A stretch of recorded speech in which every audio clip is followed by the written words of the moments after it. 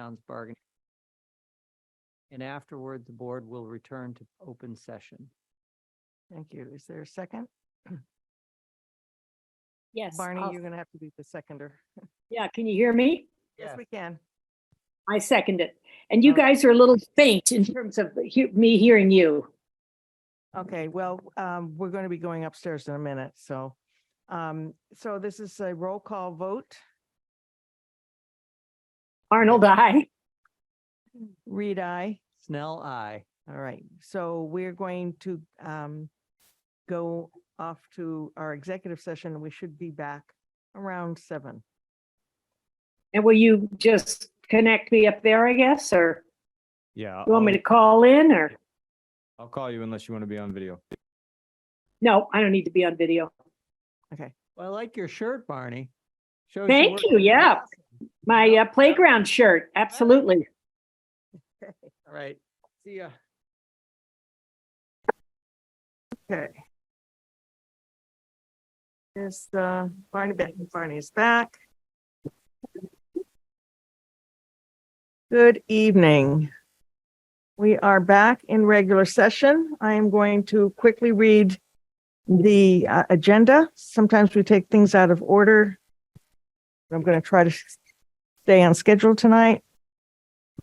We have community input, the Caroline Hill Scholarship Award recommendations, employee appointments and police promotion ceremony, community appointments and resignations, housing production plan approval, a joint meeting with the Transfer Station Action Committee, a review of the fiscal 22 audit final report, initial review of the fall town meeting warrant articles, town administrator's report, liaison discussion and selections, review of the minutes and warrants, liaison reports, and community input. Hopefully we will adjourn at 10 o'clock. So is there anybody here, you know, could we, well, because these chairs make it really hard to see the audience. Could we either move them or put the other kinds of chairs there? Or, thanks. Thank you. Is there anybody in the audience or on our virtual audience that would like to offer us some community input? Sir, would you, actually, we do need some chairs there, but the lower chairs. Okay. Okay, well, we'll put, thank you. Could you identify yourself to give your street address, please? Yep, Mark Bernstein, 43 Peter Hans Road. Thank you. So I'm here. I read in the story, the reporting on the last select board meeting, and my bad for not paying attention to the agenda online. I wasn't aware that you were going to take up the Greeno Dam spillway proposal from Conscom.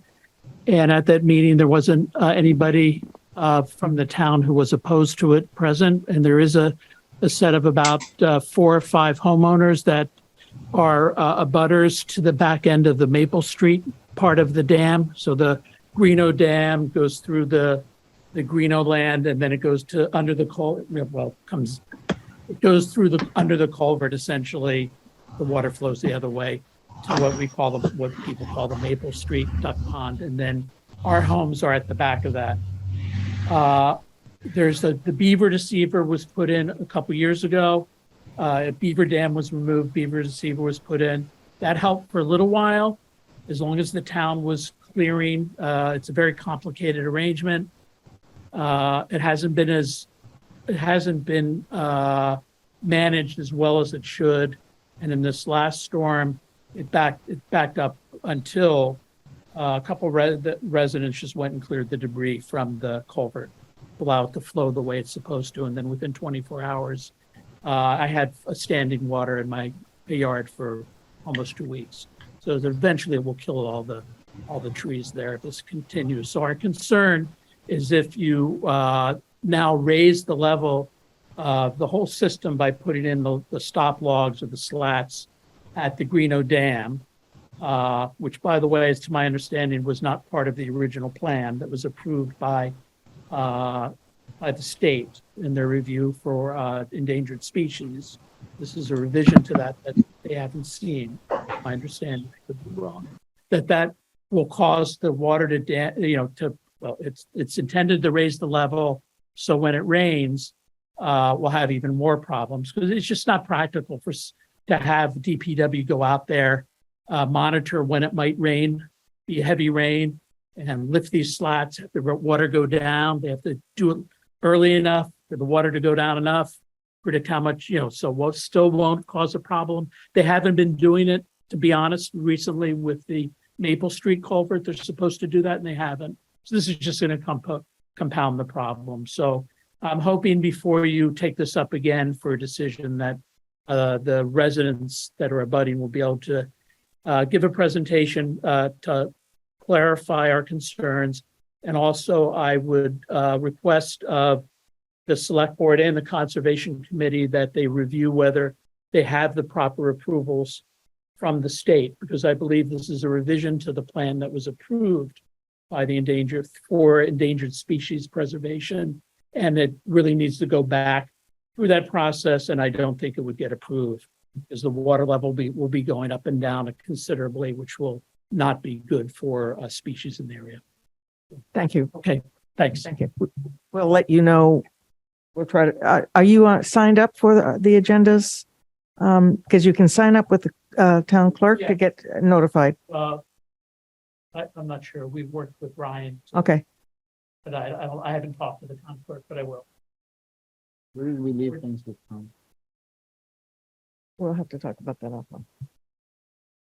Thank you. Anybody else with community input? Nobody in the room? Anybody on virtually? Right here, Okay. it's fine.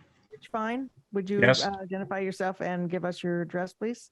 435 Brook Street. Thank you. And everything that Mark said, I agree with. I'm one of the abutters. And in the past, we've had water backing up in our backyard, circling our well. So that's our concern. So I was one of the ones also that helped clean out the culvert this past week.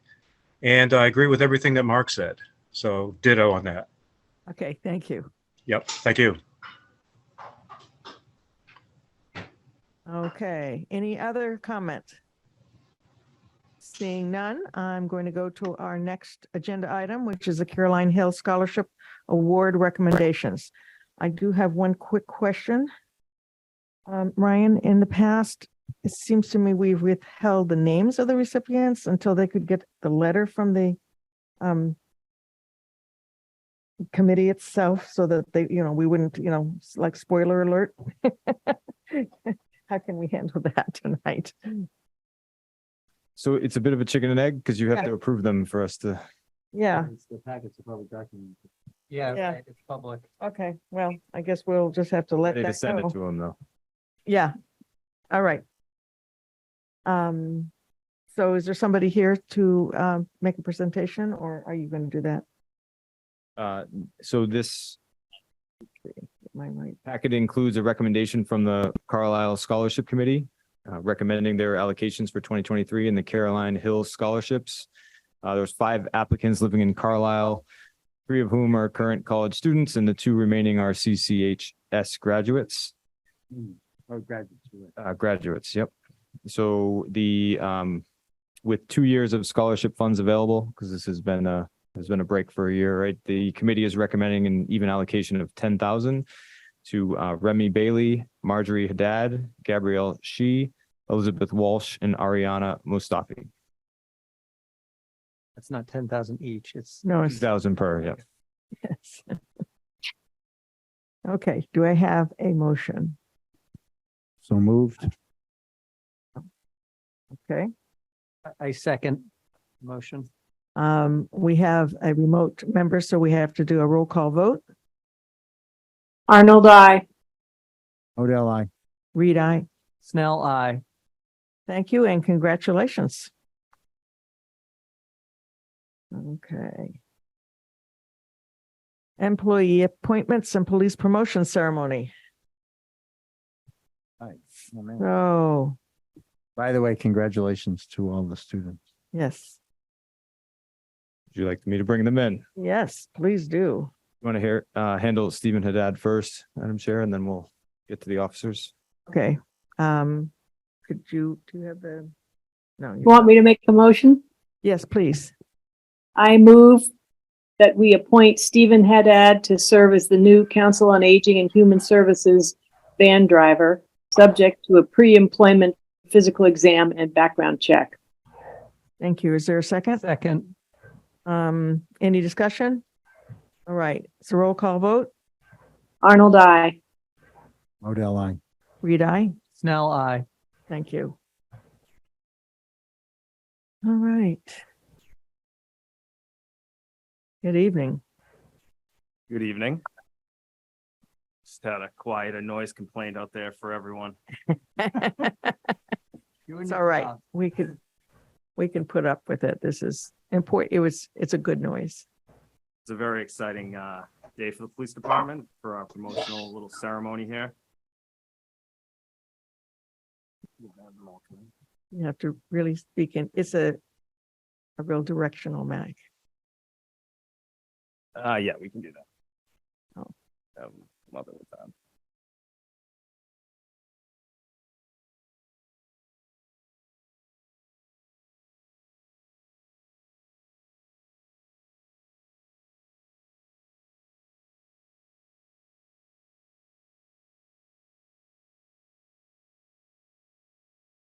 Beautiful line up right there. Curious what we're clapping for. Nothing's happened yet. All right. Good evening, everyone, and welcome to the Carlisle Police Department's promotional ceremony. I want to express my gratitude towards the town administrator and select board for allowing this entire process to take place and expressing your trust in me to do so.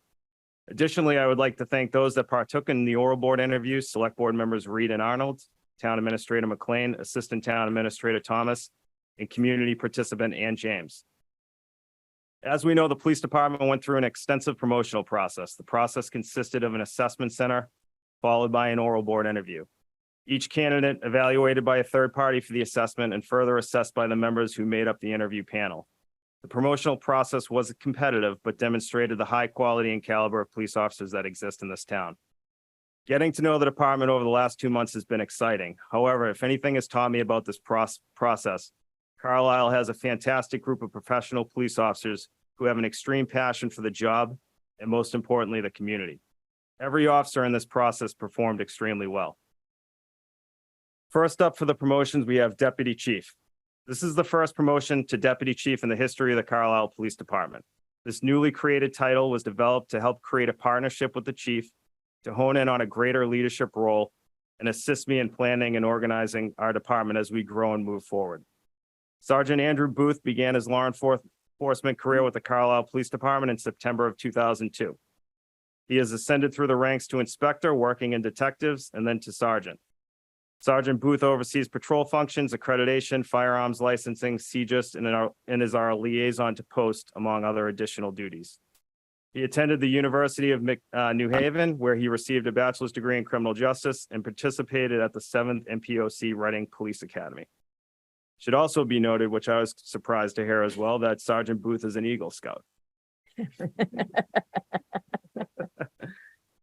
Sergeant Booth's mother, Priscilla, will be pinning his badge for his new rank of deputy chief.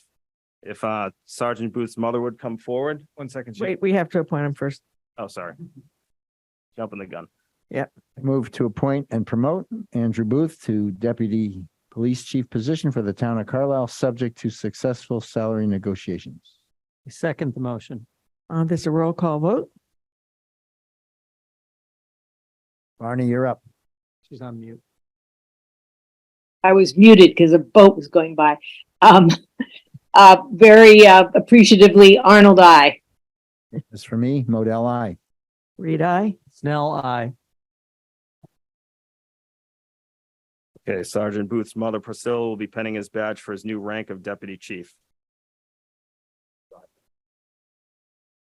Yeah, well, that real far out.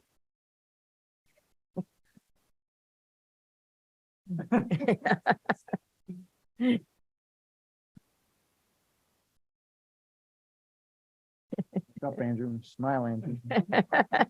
He can't while his mother is poking him.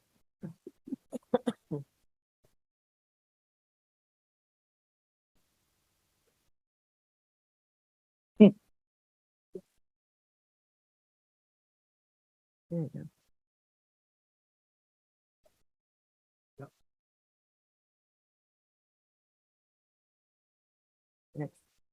All right.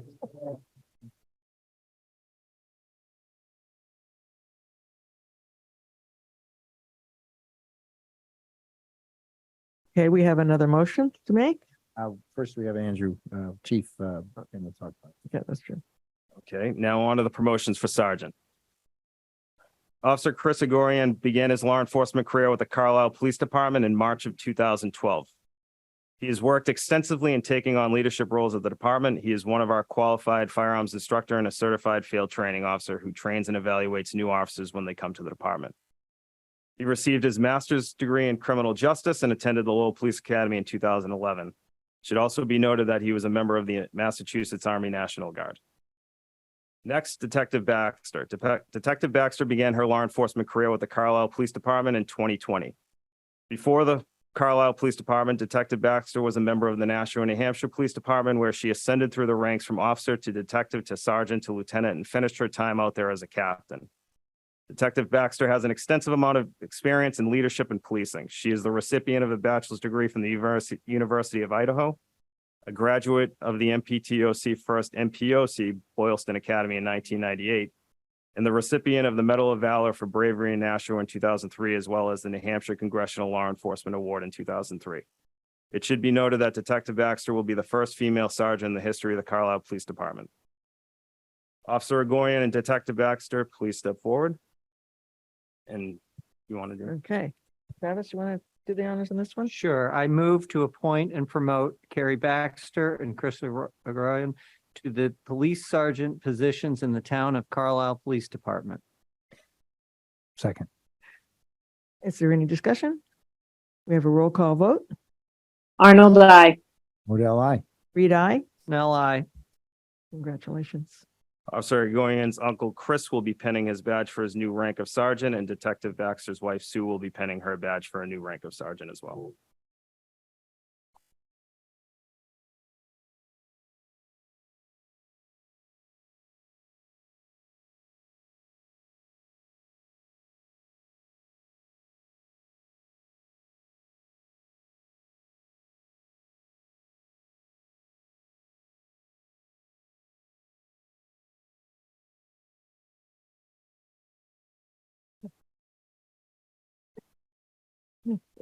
You'll get it. You'll get it.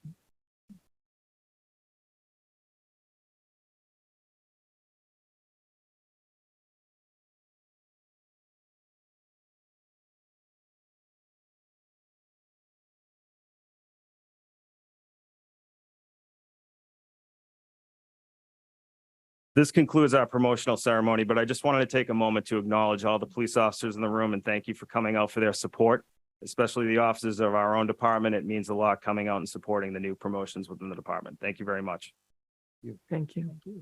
Thank you. The board.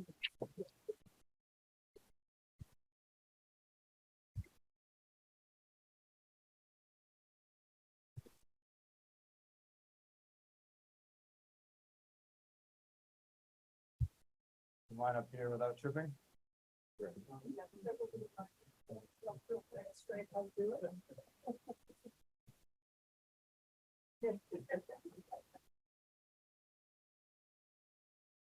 Where do you want us, Ryan?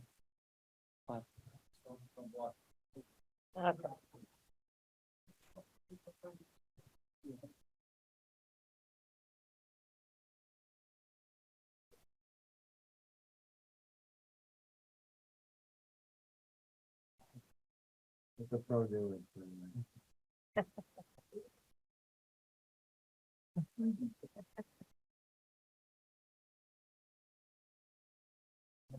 Thank you. Really? No. Sure. All right, guys. All right. Yeah, it's nice. Of course.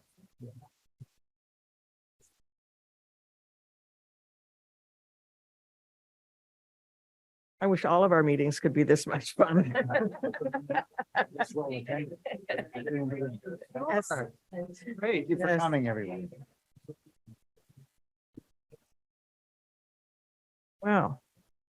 Officers. Very exciting. Going to give everybody a couple of minutes. Maybe give everybody a couple of minutes to file out. Yeah, we're ahead of schedule. I know. Okay. Keep on moving. Well done.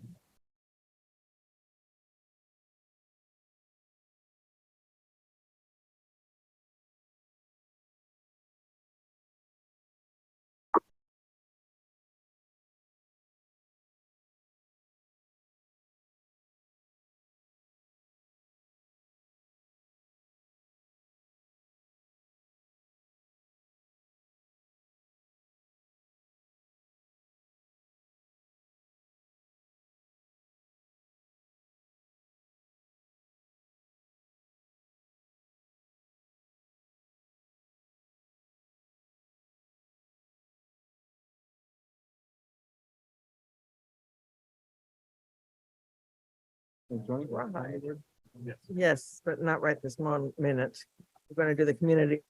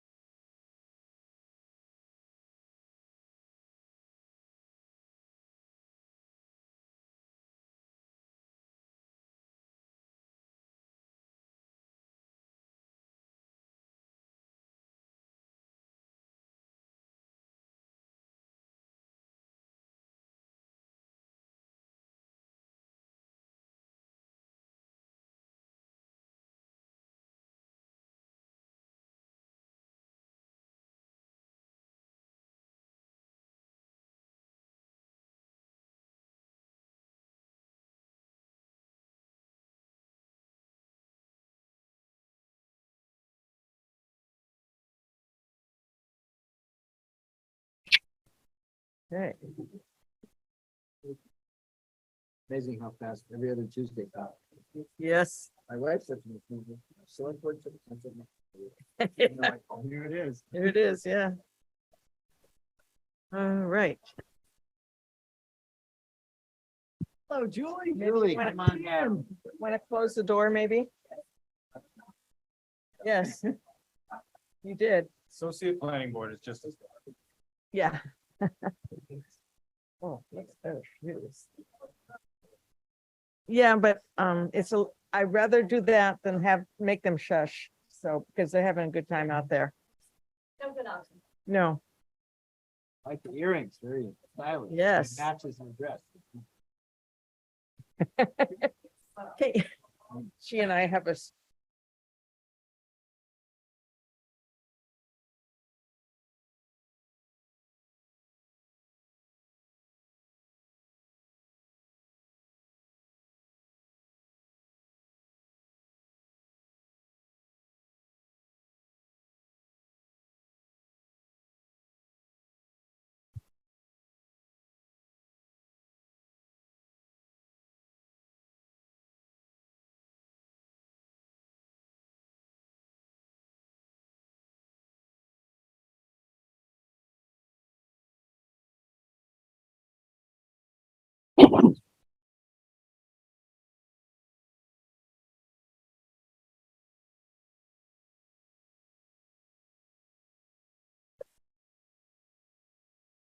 Got frozen?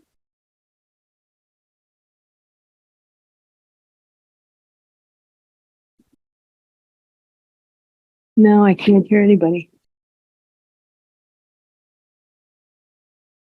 waiting until 7:25, which is our next agenda item, and also for the foyer to clear up a little bit so we can hear ourselves think. And for our TA to come back because he's schmoozing with the police.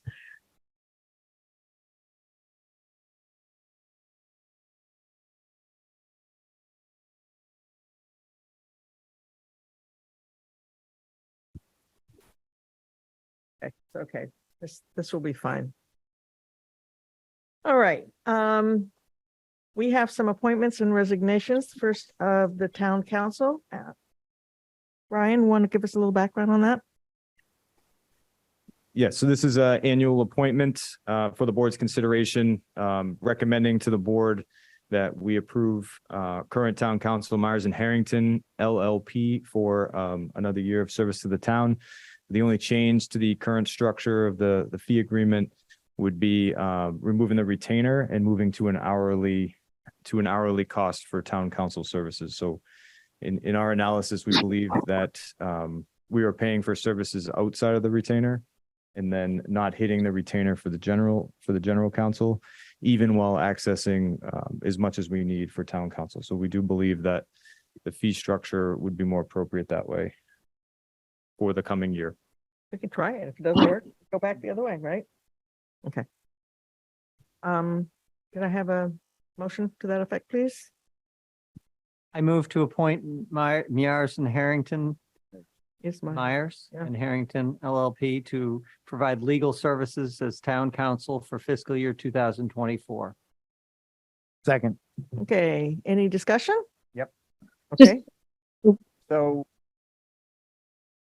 how did the retainer work? I was under the impression that was sort of fixed, like normal legal work, they would just tap the retainer, and if they went over, they didn't charge us. So for that is correct for normal counsel. Right. Most of the extra work in Carlisle was for items like the dog hearing or other very specific zoning requirements, and in some cases HR, which all fell outside of the retainer, which means the general counsel wasn't hitting the retainer level since my time here, and we were still paying those excess fees. So in this scenario, we would realign the costs. if we didn't hit it, they didn't rebate. No, right. Okay. Okay, prior analyses before your time showed it to be a pretty good deal. But maybe the nature of the workload has shifted. I'm willing to try it as well, but at one point it was a good deal for us. So, Yes, I agree. Quick question. Yep. I'm just looking through the memo. I thought I saw somewhere though that this was, did I make this up? Does it say somewhere in the agreement that it's for 3 years? Hmm, Do you remember, Ryan? it was 3 years before, but go ahead. Yeah, that's what I was trying to, because if we're gonna go yearly, that's fine, but I just want to make sure that's what the agreement says. So I recommend that we do a yearly appointment so that you can analyze this year to year. Because it's legal Yeah. counsel, you don't have to procure it through the normal strategy, only through best practice. So you can do a year to year anyway. Okay, so we're not, this is not committing us to for the 3 years. 2024 fiscal, the current. agreement. Okay. Prior agreements may have said that, yeah. I just have a question about the contract. I mean, I don't have a problem with the yearly contract, but how often do we go out and really canvass to look at, comparable law firms or, I know they know the town, they, Rarely, I guess. right? And Their fee, well, I have to say, as the husband of a lawyer, their rates look pretty low, but you could check that, I guess, right? That's part of benchmarking. Actually- So, They are very low. but that's pretty low. $225 an hour for a partner. You looked at corporate fees lately? I have, Yeah. but at the same time, I'm asking on behalf of the. It's a fair They- statement. I mean, I think the 1-year contract's a good one to do, and let's ask the town administrator to do some due diligence in the coming year.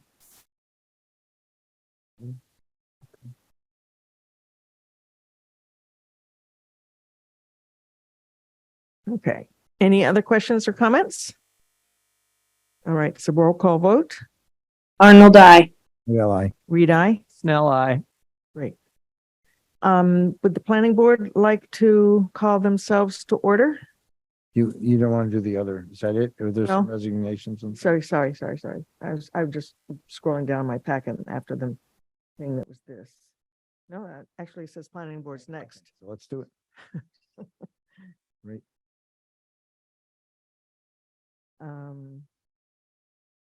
Yes, this is Court Herschelman, the planning board chair. I'd like to call to order this session of the planning board as a joint session with the select board. You need to do a roll call. And we'll do a roll call, starting off with Eric, I'm here. Let's just say Adams. Adam's eye. Sorry. Smith, aye. Yell eye. Do I? and Herschelman, I.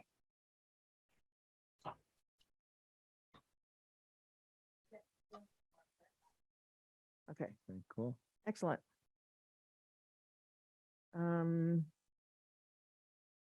Well, we have to reappoint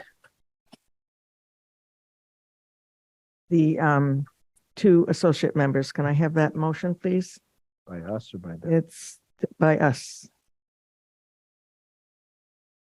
Find it. I don't know, it's on, oh, yeah, keep on. Yeah, Okay, okay. You want me to make it? we got it, thanks. Okay, I move to appoint Jason Walsh and Rob Misek to serve as associate members of the Carlisle Planning Board with 3-year terms expiring June 30th, 2026. Second. I'll get a roll call vote from the select board.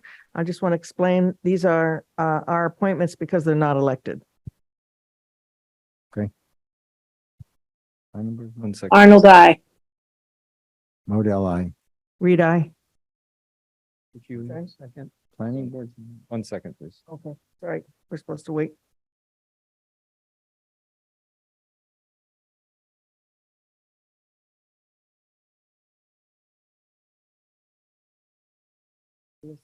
So associate members should be appointed on a 3-year term by majority vote of the select board and the members of the planning board per the zoning bylaw. So this was a clerical error made last year. The motion only had a 1-year appointment. So they've been serving because they're allowed to until the next consideration. The reason why this is a 3-year term is to correct that. So the correct action would be for all of you to vote. And then majority would say yea or nay on the applicants, Both both planning boards, and okay. select. Well, we'll finish the select board vote. All Snell, aye. right, and then the planning board members can vote around. Adam's eye. Yeshua eye.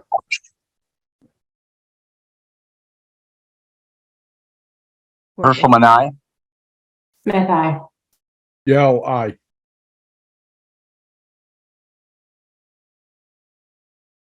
Unanimous. No one claps for planning board associate. It's such a letdown from police.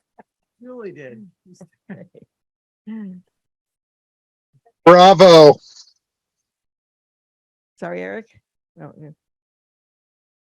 I just said great job. Okay, great, excellent.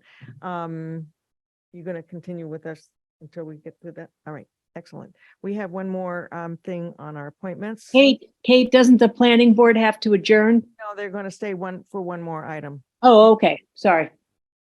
Oh, for the But we have production to do- plan, I'm got gonna it. Slip in this environmental sustainability committee in between. And one of you do that. Sure, I move to accept the resignation submitted by Deborah Bentley and Kath Hardcastle from the Environmental Sustainability Committee. Second. And we accept those resignations with um, regret and acknowledgement of their service. Thank you. Fine. Spit it out. Any discussion about that? Roll call, Arnold, I. Model I. Reed, aye, Snell, aye. and we have Trails Committee. I move to appoint the following individuals to serve on the Trails Committee for 3-year terms, which would expire on June 30, 2026. Sarah Carmichael, Adam Chodnacki, Kath Hardcastle, recently of the Environmental Sustainability, now free for 25 seconds. Merritt Maxim and Mark Longwell. there a second? Second, Any? Do we have to distinguish that the last three were associate members? Yes. Right, I'm sorry. The first two, Sarah Carmichael and Adam C. are full-time members.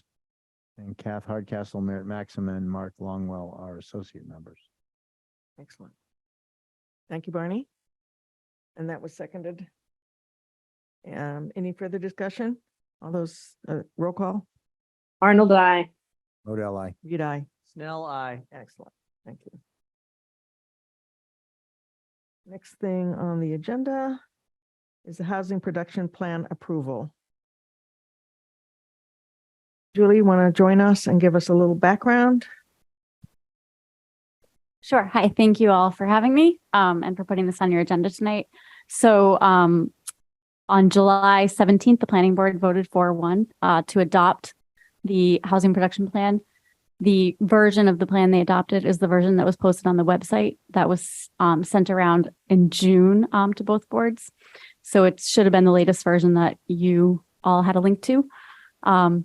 Some of the changes that were made during the roughly 6-month period when the planning board reviewed it included some clarifications to data, some tightening of some language, some modifications to the language and some of the strategies and recommendations, and a little bit of reorg, moving some of the bulk of the analysis into the appendices. But other than that, the planning board spent a lot of time looking at it, got really involved in it, and I'm very excited that they adopted it. And I'm hoping that the select board will do the same. And then after this, we would send it to DHCD for approval.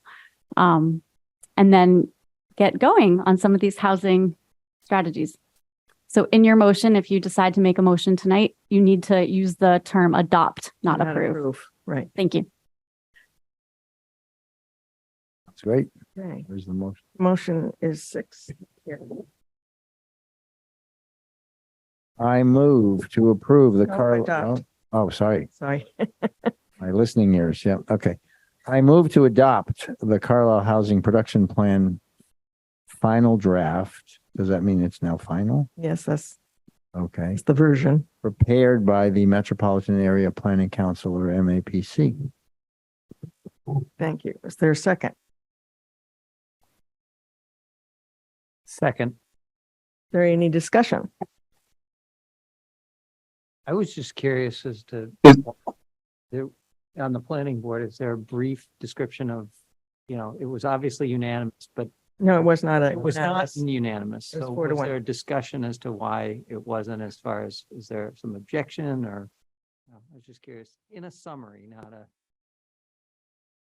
So I don't want to So- speak on behalf oh. of the planning board chair, but he is here and he can represent his own feelings about the housing production plan. Okay. So this is Kurt Hirschelman. Thank you. There were several, we were given an opportunity to provide feedback and comments to the housing production plan that was provided to the Housing Trust. We reconvened at our last meeting with the Housing Trust in attendance. We were told that the trust decided to move forward with the housing production plan without any further updates based on the comments that we had provided. So there was at least one nay vote that was provided based on that.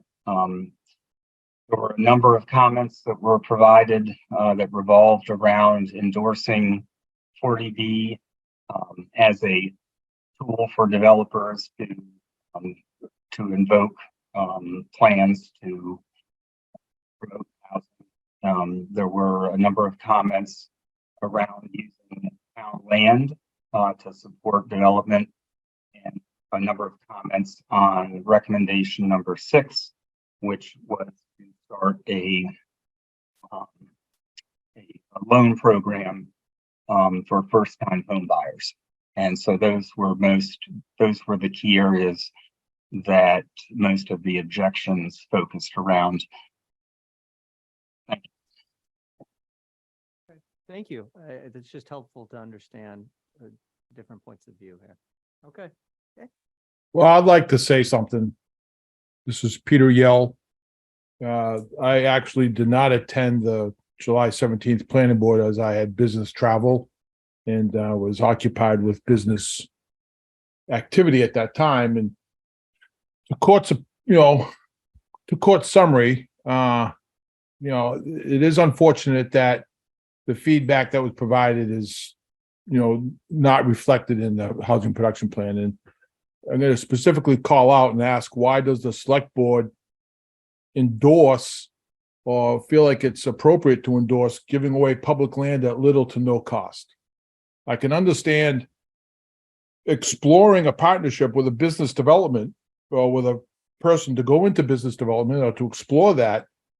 But the town residents are looking towards the boards for their guidance. And so people, when they read this, will say, oh, this must be a great idea because the board endorses it. And I guess I'm going to ask the board, why do you think it's a good idea to predispose the town's negotiating position by offering public land at little to no cost? I don't think, as a board, we're going to respond to the questions, but I think we're certain. Oh, we can? I think you should. Well, Yeah, go ahead. this is Court Herschelman. Yeah, I was just gonna say, if you have not carefully read the plan, you really do need to do that. There is a lot in there that people need to pay very close attention to.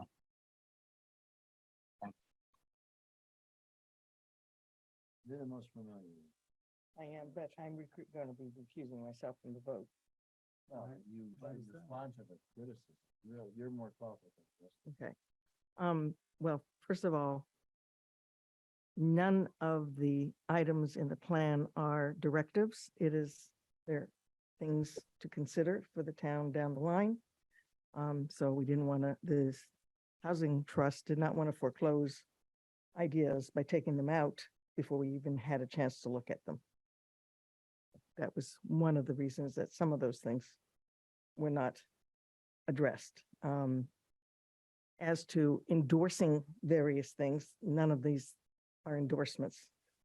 None of the suggestions are, nor is the adoption of the plan an endorsement of any of these. All of these things have to go through a lot of vetting, bunch of committee work, be presented to the select board, be put on the town warrant, be voted at town meeting. Nothing's going to happen because somebody adopted this plan.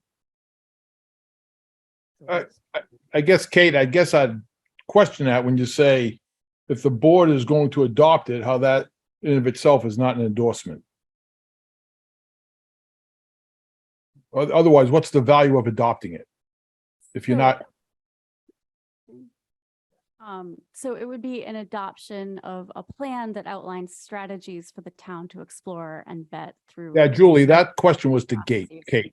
I'm sorry, Julie, but I addressed my question to Same Kate. way. And in fact, I kind of believe I just did answer it. The adoption of the plan does not endorse anything.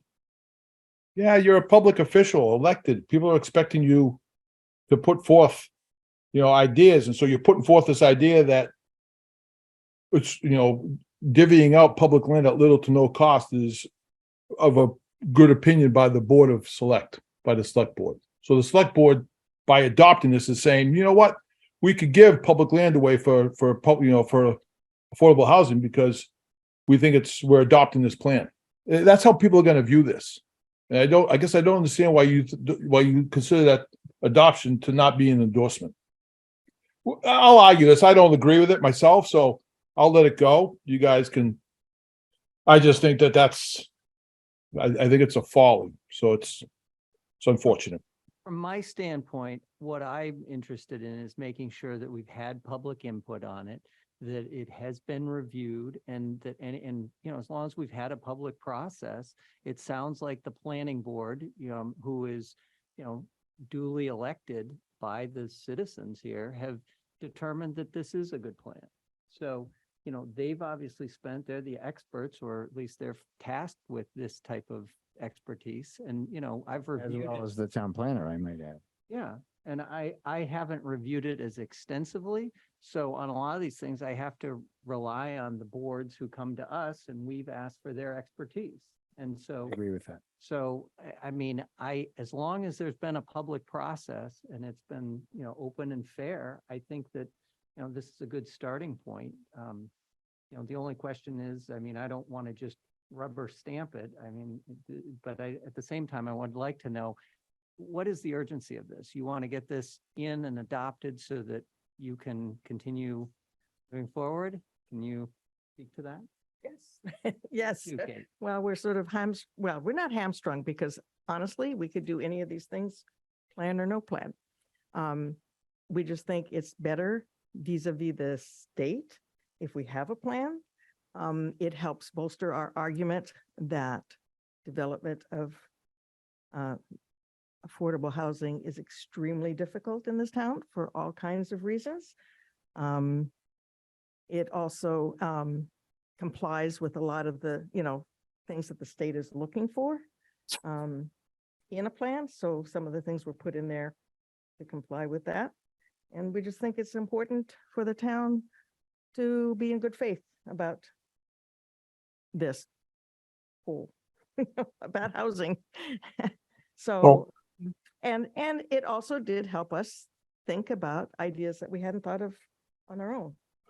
So, because we got a really good consultant, we used MAPC, who is, which is a very well-respected municipal planning organization, and is very familiar with the state and with our, you know, surrounding communities, and we think it's a good product. So this is Court Hirschman again. May I be recognized? Sure. Yeah. As the chair of the planning board, I guess I'll at least make the final recommendation. The document was passed with a lot of comments left of them. And although it's, you know, it was not passed unanimously, I think there's a lot of information in there that is very, very important to understand what you'll be endorsing or approving today. So certain documents, we can probably say, yep, we'll rely on the planning board to endorse it and go forward. But this is one where I would recommend that you carefully read the document before you approve it. Thank you. I was just going to add to what Kate was saying, that a lot of the strategies were changed to like explore the feasibility of, investigate, like, so they would be a little bit less committal.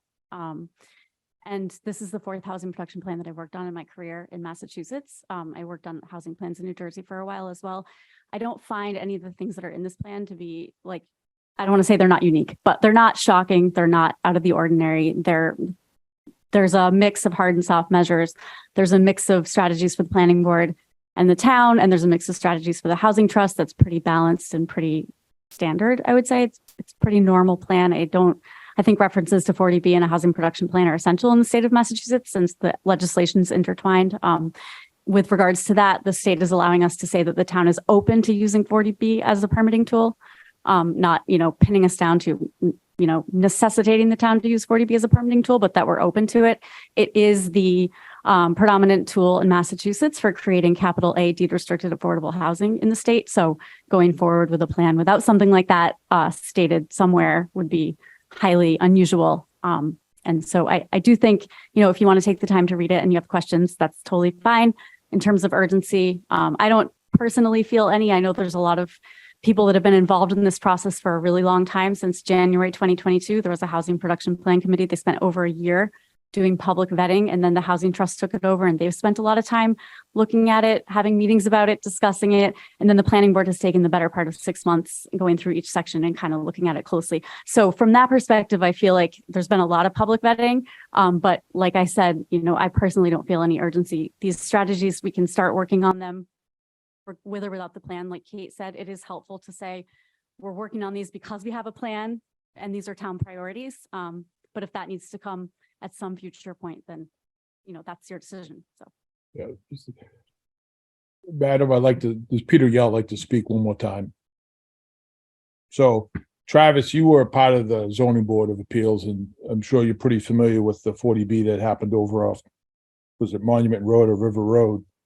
You know, to Court's point, I think reading through this and not simply saying you're going to rely upon the planning board's, you know, divided vote on it.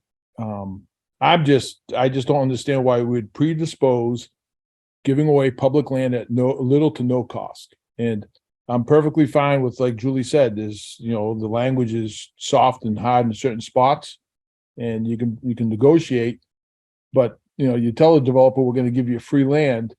I just don't understand why we would predispose that position.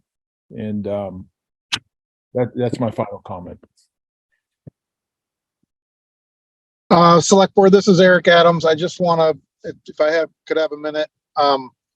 Peter, with all due respect, I don't think what we're saying is that in our 4-1 vote that we are endorsing anything that's going to be counterproductive or counter to the town's best interests. We are simply trying to endorse a plan that has myriad options for myriad different situations. And as one of the select board members stated earlier, there's going to be a multitude of different criteria and vetting and approvals that are going to be required for anything. I don't think that by us or the select board endorsing this plan tonight, we are saying that we're going to be giving public land away or Carlisle land away to developers for 40B purposes. So I don't think that's an accurate, excuse me, I don't think that's, It says no, it says, it doesn't say that's what, it says it could be an option. It doesn't say that's what we're going to do. I understand that. And so I feel inclined to avail the town of a multitude of different options if the circumstances are favorable to the town. And I think that's everyone who's on this call tonight has a vested interest in protecting the rights and the benefits to the town of Carlisle. And we're simply saying that in some unique situation, we might be able to incorporate unique methods to serve the interests of the people of Carlisle through a public, you know, a public democratic process. Yeah, I'd just like to speak to this for a minute, if I might. Yeah, Barney. Yeah, can you hear me? Yep. Okay. First, I just want to add that there have been many, I want to second what Julie was saying and just emphasize the number of people that have been involved in the development of this plan, and that also we have relied on a very solid organization to help us develop it. And it's been a very long process. And so I think we've come out with a plan that provides a wide range of strategies that we might pursue. And for that reason, I think we should approve it. I think it'd be helpful to have a plan. Secondly, yeah, Pete, I want to just say that the select board as a whole, we had a very thorough presentation on the plan. I believe it was in January of this year. I don't remember whether it was January or February, but we spent a good deal of time going through the plan at that point. And I also want to say that I think, to Eric's point, that this is providing us, you know, with a broad menu of things that we can consider. And I am very clear in my mind as a member of the select board that we're not endorsing any specific project or approach with approving a plan. We're providing ourselves with a set of strategies and options that we want to take a closer look at, and they'll go through a very serious vetting process.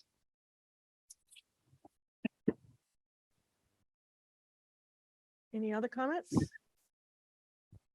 Just to add that the master plan recommendations support, develop and implement a strategic plan for affordable housing trust, includes and maintaining an up-to-date housing production plan. That's one goal.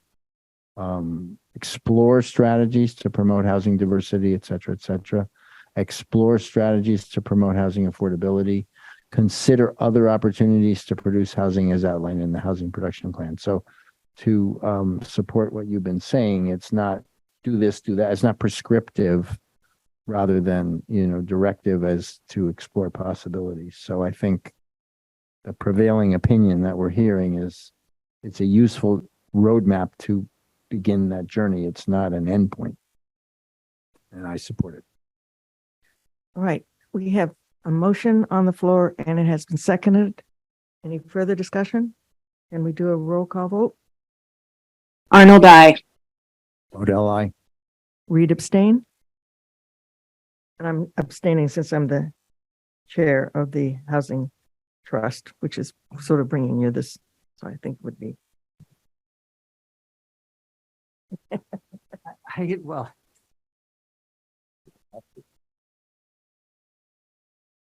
yeah. Well, Silly. all right, then I, Reed, I. I wouldn't have a chance to, fully vet this, and I would actually wish it was another, the next meeting to vote on it, because I'd like. Travis, could you speak up just a little?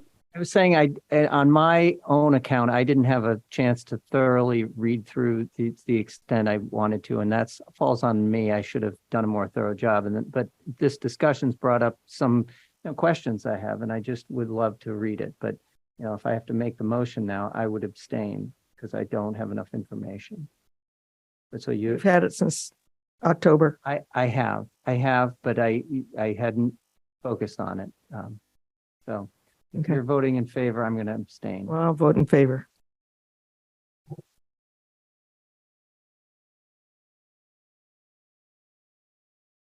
Anyway, So, I am. so it's I wanna- fine. It's 3-1. opposed to nay. 3-0-1. Okay. Okay. Okay. Thank you very much. Thank you, Julie. Thank you to the planning board. Planning board needs to adjourn their meeting.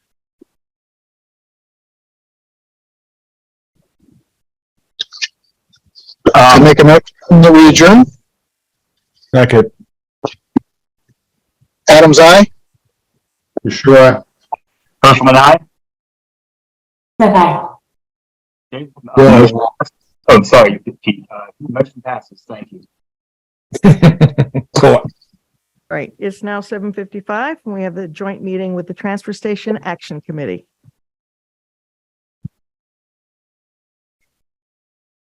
You have all your members here? And you need to call your meeting to order? Our intent here was really a presentation, not a joint meeting, but Okay, well, that's fine. you don't have a quorum. Do you have a quorum? You do not. No.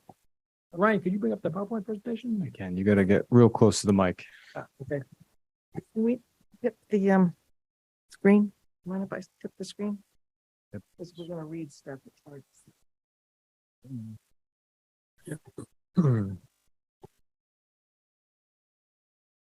Okay, go to the next slide, Ryan. There we go. The last time we gave you folks an update was last fall after the October relaunch of the transfer station. And at that point, we focused on action items relative to the transfer station task force final report. At today's update, we want to focus on results, which now have been obtained in good number, and also our plan for the coming year to keep things moving in a good direction. 7 members of the committee have been reappointed as of last week, listed up there. And Carlisle again serve as chair, and Rob is going to be vice chair. So we'll start in on the update on status. If you go to the next slide, Brian. Brian.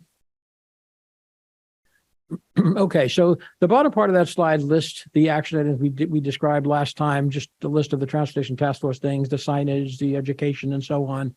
The main point is that at that transportation task force to set a 2-year goal of a 10% reduction, 1,800 tons to 1,620 tons, or 180 ton reduction. And that was actually attained in 1 year, 2022, which really was a surprise to us all. We thought that 10% goal was going to be tough. Carlisle had been stuck at 1,800 tons since 2008, varying plus or minus 10 tons. We did have a ramp up in the pandemic year to 1,934 tons, but that was an anomaly. But basically, we had hoped that we could attain that. We were really surprised to see how that happened in 1 year. And let's go to the next slide. The good news is that we've got first half results for 2023, and the good news continues. In 2023, based on the first half of the year, we're projecting 1,458 tons to perhaps 1,500 tons for this year. That would be another 7 to 10% reduction in the second year. I don't think any of us on the committee thought that that was likely to occur, and really is a testament to the residents. I mean, folks have responded. There's no question now. We did get some low hanging fruit in terms of some of the new recyclables like mattresses and textiles, but those are measured. And the bottom line is there's 100, 200 tons here coming from the residents, improving their recycling behavior. So that we would not have anticipated. And so that's really good.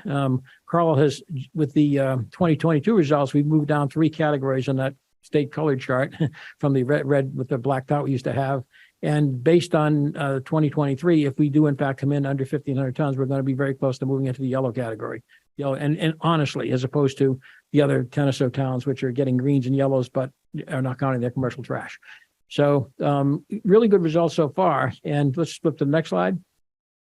So this is a graphical chart that shows the left-hand bar is an average of 2010 to 2018, which is basically 1,800 tons. 2019 is shown because it is the pandemic year and it did ramp up then, an anomaly. And the pandemic effect lasted 1 more year, a little bit. It came down a lot, but lasted a little bit.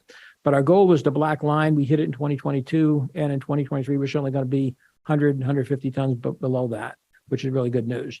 Going forward, the question is, what we can do. And, obviously there are pros and cons. If you look to the next year, obviously there's new houses coming in that would add some tonnage. Orifice, now Wind Waste, is picking up some additional commercial accounts, which take their trash out of town. We would originally thought those would kind of offset each other, plus or minus 10 houses one way or the other. Perhaps Orifice will pull off a little bit more. So maybe there's 5, 10, 15, 20 tons per year to come down because of them. There are other pros and cons. The biggest thing as a con probably is houses that flip, because now Carlisle folks are really recycling at a high rate. You bring in new folks, and unless they get educated quickly, if they came from towns which don't do sort of recycling, we're likely to see a little bit of decline there. So that's one of the challenges we have, is to keep the outreach out there to get new residents. We did discuss at our last meeting with Barney a potential for some sort of town welcome packet for new residents to educate them to the transportation and other things, volunteer opportunities and other things as well. If we go to the next slide. Can I ask a question? Sure. Move to that slide. So 2 questions really. One really goes back to the first one. Orifice, what is it that they did that made it? Okay, Orifice is the one company that takes trash out of town, like Waste Management or Public Services. So they're willing so far to give us their exact client numbers. So in 2022, they picked up approximately 25 accounts. Yep. And now the question is, what's the tonnage? They don't give you the tonnage. I personally believe it's around 2 tons. So I think that's like 50 tons per. Oh, you're saying these are people who don't use the transfer station? Correct. Yeah. You're counting that. No. What I'm saying is what I'm saying is part of the reduction we received was that trash coming out of the transfer station. Now that's goes to Orifice. It goes to a land. Yeah. Now the flip side of that is to get new residents. So you get some new trash and new houses. So our total, can you normalize it for the total footprint of the town including if you know it, the third party, the trash generation that goes not to the. Well, okay. The relevant, I'm focused on 2 numbers. There's a solid waste total, and there's also the per household number. Right. Per household number does account for the Orifice, because when we report our household number, we deduct the Orifice accounts because those are taken out of town. They had a unique, I don't think they're going to pick up as many clients as they did last year. We will get the number from them at the end of this year as well. Okay. My guess is they're currently like 10, 15 accounts per year picking up in I Carlisle. see. So I understand now. So the other question, Tom, is on this graph, if you had to guess, would you say, well, there's kind of a couple different things going on. If you were to add let's forget about the wood and the compost for the moment, but if you add the recycling, the blue to the gray, it's okay. We're going to talk about recycling. Recycling is very complicated because recycling is not, it doesn't exactly act as you expect. A couple of things in recycling. Amazon introduced a program a couple of years ago to reduce cardboard density. Right. We are now seeing that at the transfer station. And that's a good thing. That's going to reduce recycling, but that's a good thing. When we have more folks taking more out of the swap shop, Yeah. that's reducing recycling. So there are things that reduce recycling, which are good things. Consumption changes. For example, Right. as I did, if you stop using Keurig machine with the plastic cups, You recycle, right. so So that sort of addresses two questions. One is that you'd like the blue to go down, maybe not quite as much as the blue should go down as well as the gray in the chart in a good environment. Just generally, less yes, trash. because that is excess Okay. consumption. There's a lot of things. The other question then, Tom, is if you had to guess how much of the gray, forget the Amazon and the other factors, how much of the gray could be blue in your mind? Like another third or what? Well, okay, the biggest, if we look at that gray element, the biggest individual component is compost, is food waste. That's probably 300 or 400 tons, or perhaps 35% of that. Now that's the toughest to get at, and that's the one we're working on. We did that pilot at the Earth Day thing. We gave away 40 things. If 40 people use them, which they did not, but if 40 people use them, you're talking 10 tons. You don't know that, like I compost at home. You don't know that. You just know I put less. We don't know that piece of it. That's I put less into the transfer. We did survey that, when we had the observation day, and it's very light. There's still 89% of the folks in Carlisle are not doing anything with compost, and that's in the trash. And that is the biggest single item we could get rid of if we could get there, but it's hard to do. They garden? I garden and I never composted because it didn't work for me. And then it was the animal problem. But I love the black earth thing is great. I mean, that's terrific. So in terms of the remaining 1,500 tons, 400 tons probably is food scraps, and that's going to be gotten ton by ton. So, maybe next year we can get 10, 15 more tons. We're not going to get 50 at a time. Wellesley, for example, has been doing the pilots for 3 or 4 years, and they've gotten, at this point, participation by 600 residents. Their transfer station use is 3 times our population, so that would be equivalent to us getting 200. And we estimate we currently have about 100. So that's a slog. There are other recyclables in there, and there's consumption-related issues. When you get rid of the compost, I found in my own case that it brings your attention to what is left. Okay, and then what is left in my case is plastic wraps, which we don't accept, tabletop containers we don't accept, ceramics, glass things that can't be recycled, et cetera. So we've got a set of initiatives to basically look at those non-accepted items and see what we can do. And we do have some, the most promising, if we can do it, would be glass and ceramics and crushing, because if you can crush all forms of glass and ceramics and use it for various fills and things. And there's a lot of tonnage involved there. So that would be another opportunity if we can get to do that. The things like the plastic wraps and styrofoam and the others, really right now are not viable for municipal recycling. Well, actually, that leads to another question, which is like styrofoam weighs nothing but takes up a lot of room. Correct. Yeah. How do you normalize for any of that kind of? No, it's all based on tonnage. It's all of the landfills and estimates are all based on tonnage. And styrofoam, by the way, I asked Jim Hall about styrofoam because we were talking about possibly doing that, and we did it before. He said they came in with a machine which melted it all into a block, and it was like one block this big, which weighed, you could pick it up. So it's just insignificant. There are ways to get rid of styrofoam, like UPS will accept certain kinds of styrofoam. And it's clear to us that what we need to do is encourage folks to exercise some of the retail options if they're really willing to do it, because those are the best. Those are the best recycling options. Plastic bags, you can take all your plastic bags and wraps, the Whole Foods and Market Basket, dump them in a thing, and it's not hard. I mean, you go to a grocery shop and you put it in there. Then we're gonna. You can use them for your kitty litter. Sure. You want to focus in on that. Yeah.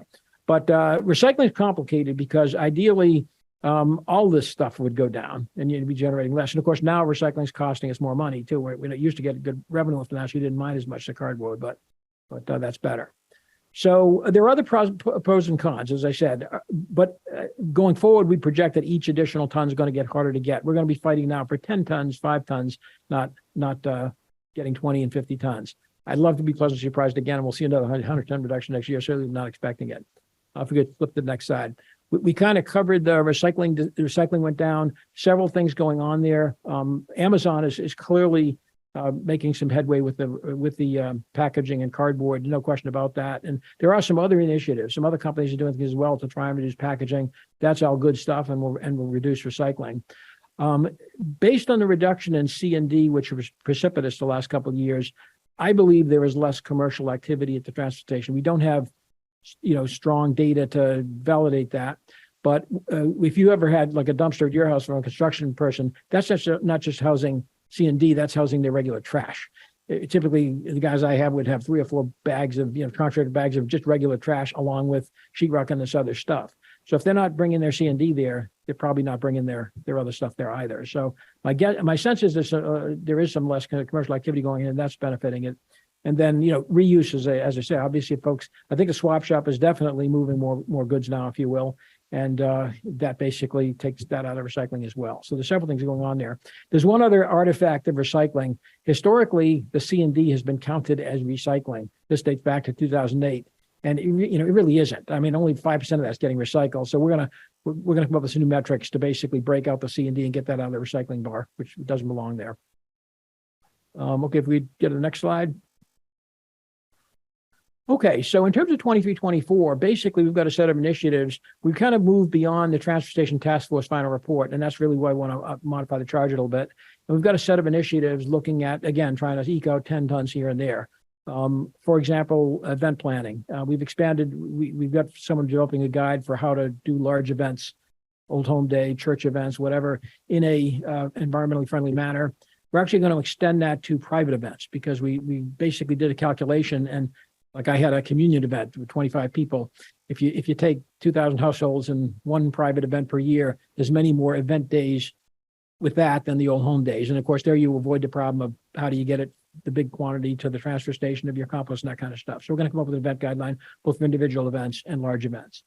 Obviously, the community outreach program is going to continue.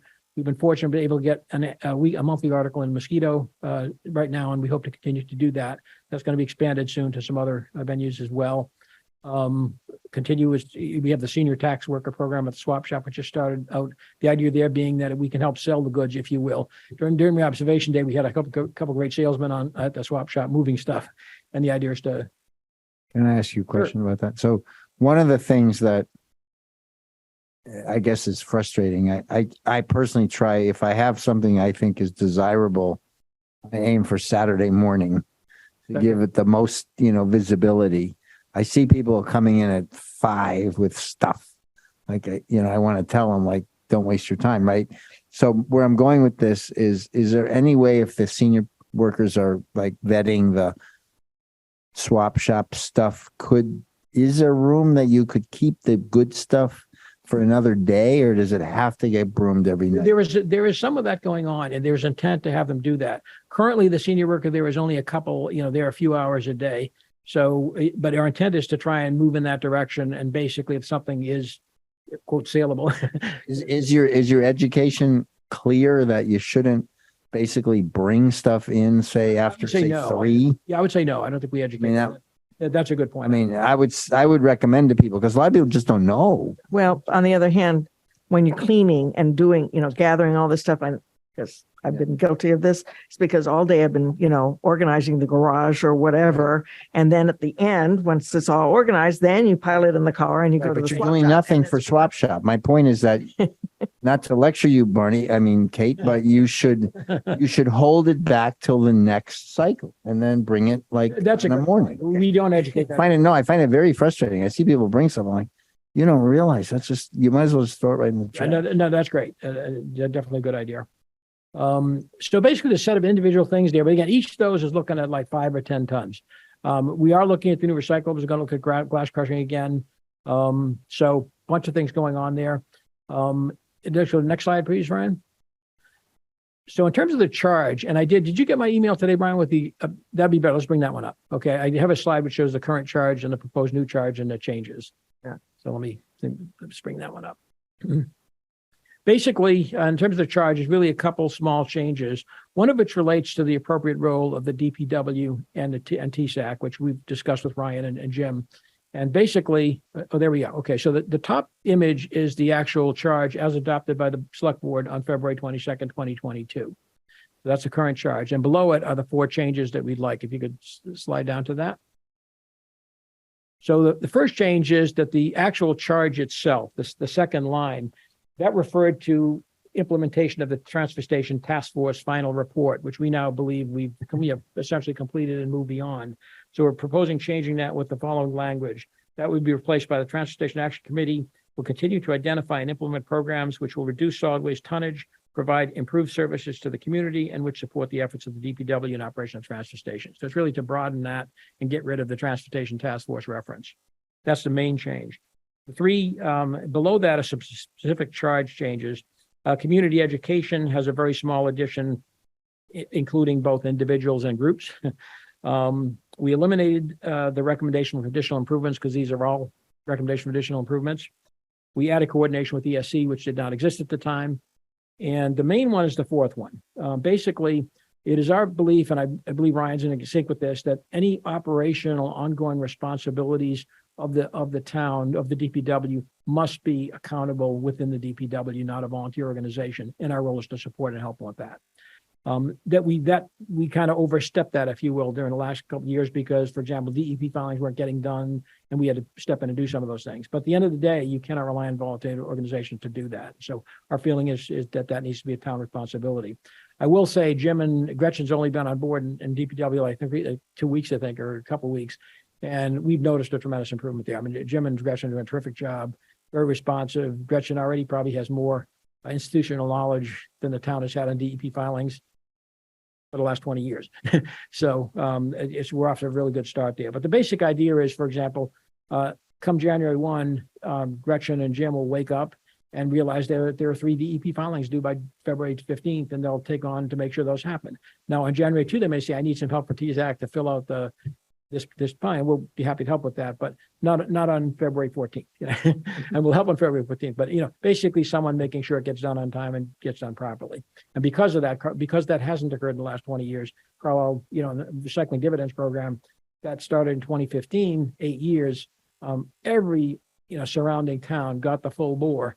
On average, 5K per year, 25, 30, 35, 40K. Carlisle got $4,865 in those 7-8 years. And so you just can't do, volunteer organizations can't do that. And similarly, execution of the sticker program, enforcement of the local private haulage policy. We helped develop policy, but actual enforcement now is falls on DPW. And then there again, Jim is off to a very good start there. He's working very closely with the haulers. Definitely progress being made there. As far as we now know, all vehicles from the haulers are in compliance already, a few weeks into it. And he's also focused on vehicles, random vehicles that appear that are not associated with local haulers, but just happen to be outside. So he's dealing with the whole issue, and it's really great. And then, I mentioned the hazardous waste. I mean, the Board of Health, as far as I understand it, still has responsibility to do that. And basically, again, they need staff to help staff it on the day they do it. We're happy to help with that, but they need to make sure it happens and it is done right. So those are the changes to the charge, and we'd like the board to consider adopting that if they're willing. Thank you. Are there any questions? I think you're doing a great job. We've watched this progress over what you've done over there. It's great. Yeah.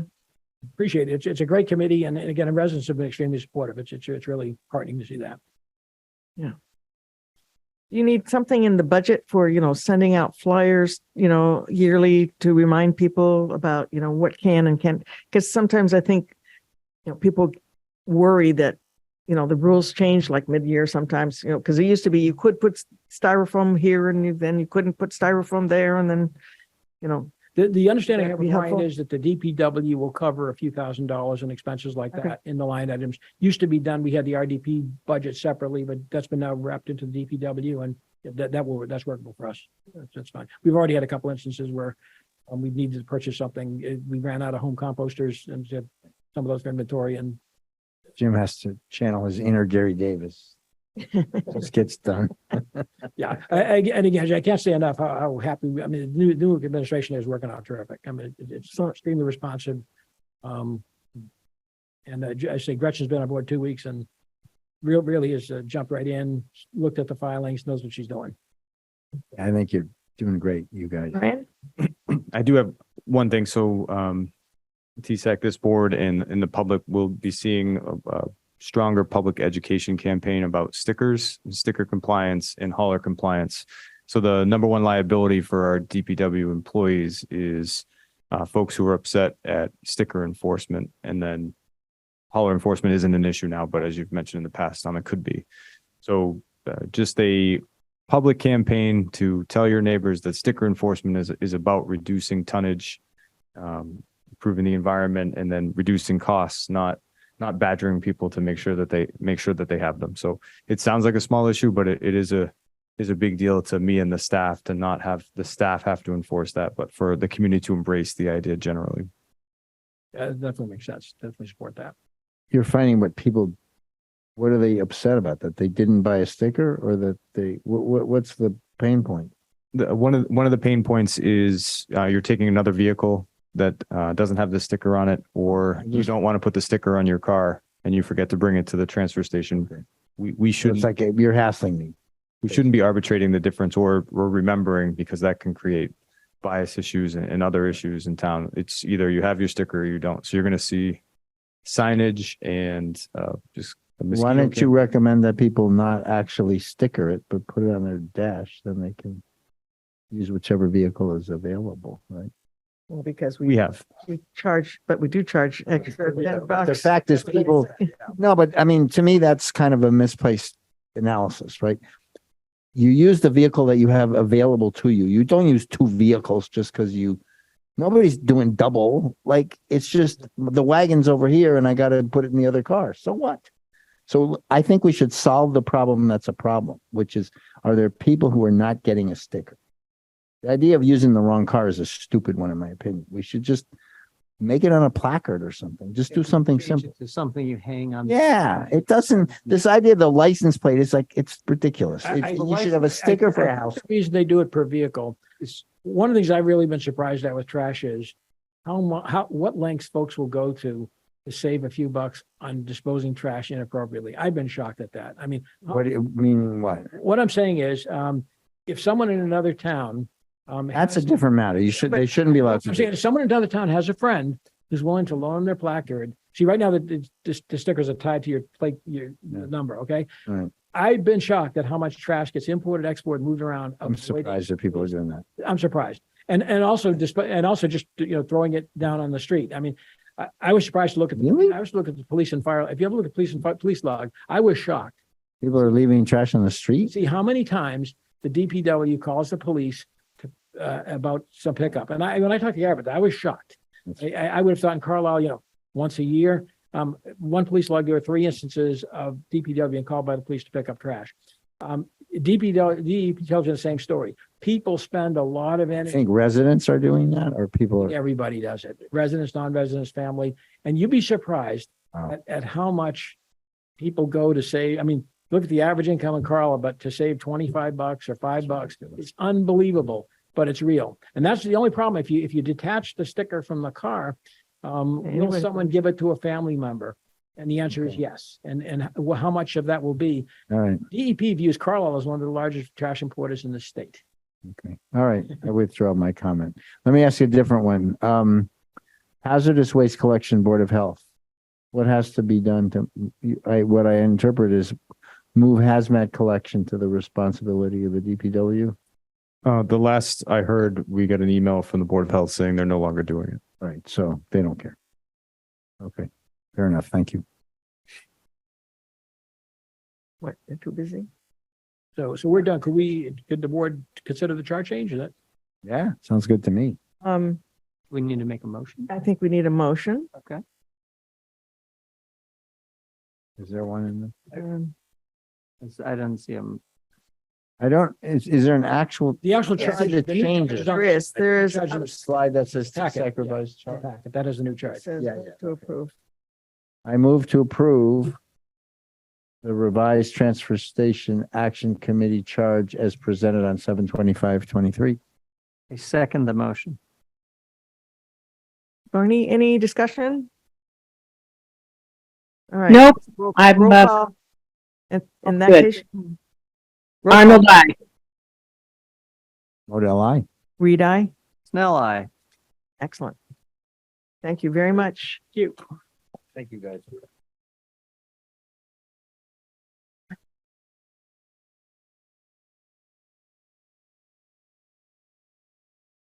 Review of the fiscal 22 audit final report. Ryan, you're going to make a presentation on that, or are you? Oh, I'm supposed to make a presentation? No, Well, I so don't we know. have, I'm wondering, since you went to the can report out on it, yeah. So we have Matt Hunt from Clifton, Larson, and Allen here. Oh, okay. So just to briefly describe the transparency of this process, we sent the documents to the board earlier in the year in the Finance Committee in order to review it. We've been trying to find time to get it on the agenda and again, improve our processes to make sure this gets in front of you earlier. But Matt gave a presentation to members of the Select Board and FinCom that wanted to ask more detailed questions, and then is providing this public presentation for the board to see as part of the annual process. So this was submitted to the state, but in an effort for transparency and continuity, this presentation is before you tonight. Matt, let me know what you need. I'm good if you'd like me to proceed. Please do. Okay, great. Matthew Hunt here with Clifton Larson Allen, otherwise known as CLA, the town's independent audit firm. Here to talk about the FY22 audit. I've been told that to try to keep the presentation down to maybe like 5-10 minutes and open it up for questions after that. So if I am brief, it's only because due to time. So sort of jumping in, there's 3 reports that I want to talk about, the financial statements, the management letter, and then also a report known as the single audit report. So I'll start off by jumping into the financial statements and want to start off by saying that the auditor's opinion on the town's financial statements for FY22 is what is called an unmodified opinion. That's essentially the best opinion that you can receive in a financial statement audit. And what that means is that the financial statements that were presented by the town, that our audit did not identify any misstatements, material misstatements to those financial statements. And then moving on, I'm not necessarily just sort of jumping into that. I might not necessarily be following exactly what's on the screen there today, what's on the screen right now. But moving forward, I guess, to the next slide, I want to jump to slide that actually refers to, it says general fund. If you'd like to continue moving forward there, thank you, appreciate it. So want to highlight the general fund numbers for the financial statements.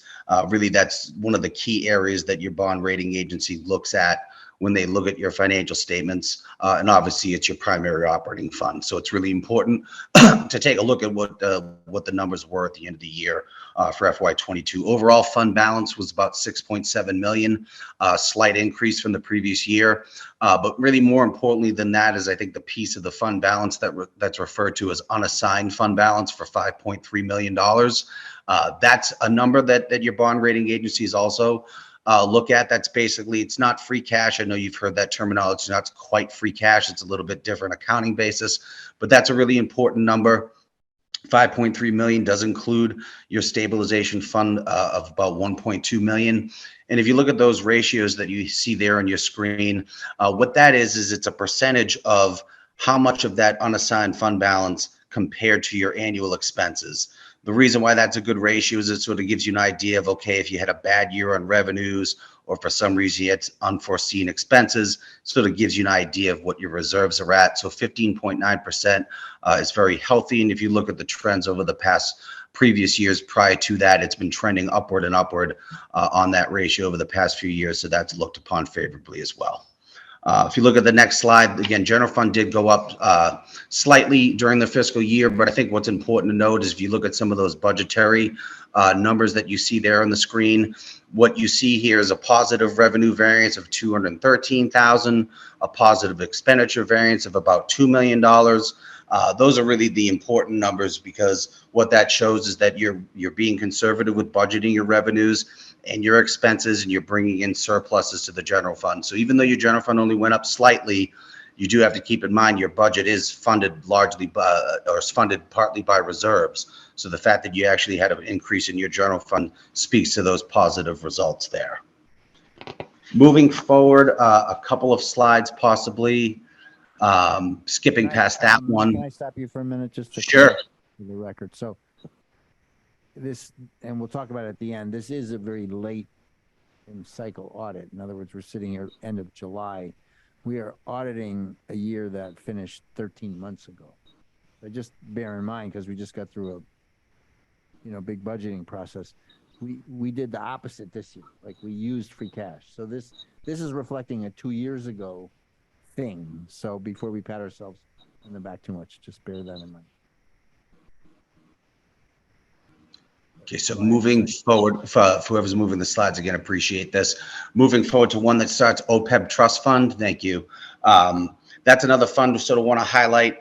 Several years ago, the town started putting money into an OPEB fund. As of a couple years ago, it started being recognized on your audited financial statements as a formal OPEB trust fund. So at the end of the year, June 30, 2022, the fund had gotten to a level of about $2.4 million. So we'll also talk about the OPEB liability moving forward. So next slide. Well, moving forward there, yeah, long-term debt. Want to talk about your long-term debt. The next couple of slides will relate to some of your longer-term liabilities, such as long-term debt, OPEB, and pension. So looking at long-term debt, total long-term debt for the town was about $12.5 million. There was during the year a refunding transactions. What referred to as a refunding transactions is essentially, think about when you refinance your mortgage, you're essentially taking out a new loan at a lower interest rate than the loans that you're paying off, and you get a net gain from that. So the town did receive a nice net benefit of reducing their future debt service by $1.5 million as a result of this refunding transaction. And also should point out that your debt service payments only represented about 4% of your general fund expenses. So that's considered a pretty low percentage of your debt service as your overall expenses. Next slide. OPEB liability. Again, we talked just briefly previously about your OPEB trust fund having about $2.5 million. So the liability that's being presented here on this slide, and that's on your financial statements, your OPEB liability is $10.2 million. That's net of that $2.5 million. So your total liability is about close to $13 million, but you do get that benefit of the reduction in the liability because you have that trust fund. And some of the items there being pointed out are some items, if you did want to go through the financial statements, take a look at the footnote, there are some good information there, further information about OPEB as well.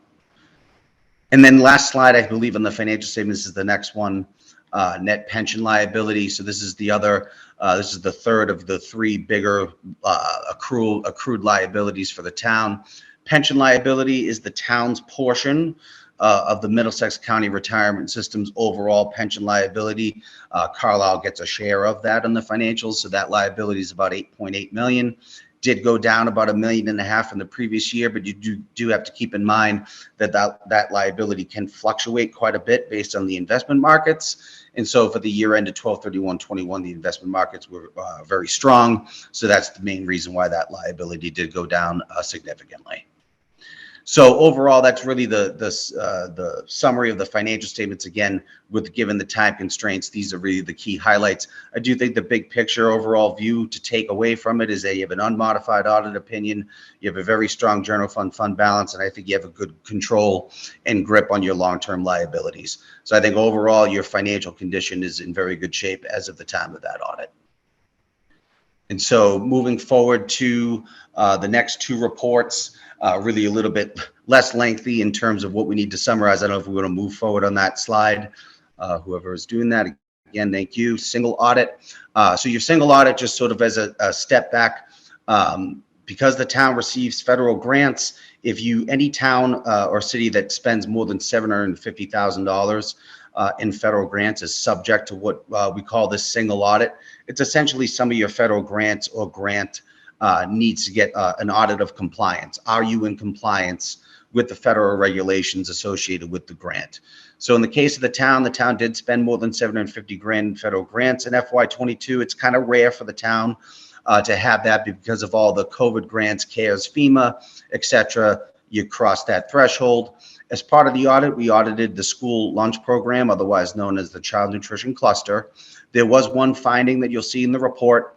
It's a finding for the fact that every time that you spend federal grant money, every vendor that you use has to, you make sure that they're not suspended or debarred from receiving federal funding. And the town actually does a good job of checking in on that. Unfortunately, right now it's done every 3 years. The recommendation for best practice is it's done annually. So again, I would consider that to be a rather benign finding in the overall grand scheme of things, and it is a somewhat common finding. And again, the good news is the town was taking action on this, which is recommending they do it every year, so it's an easy fix. And then lastly, the management letter, moving forward to the next couple of slides, there's 2 comments in the management letter. They've been comments in the management letter the past couple of years. They're sort of big ticket items that take a while to sort of resolve 100%. Your information technology comments here have actually been whittled down quite a bit over the past couple of years. There's just a few items here for further consideration.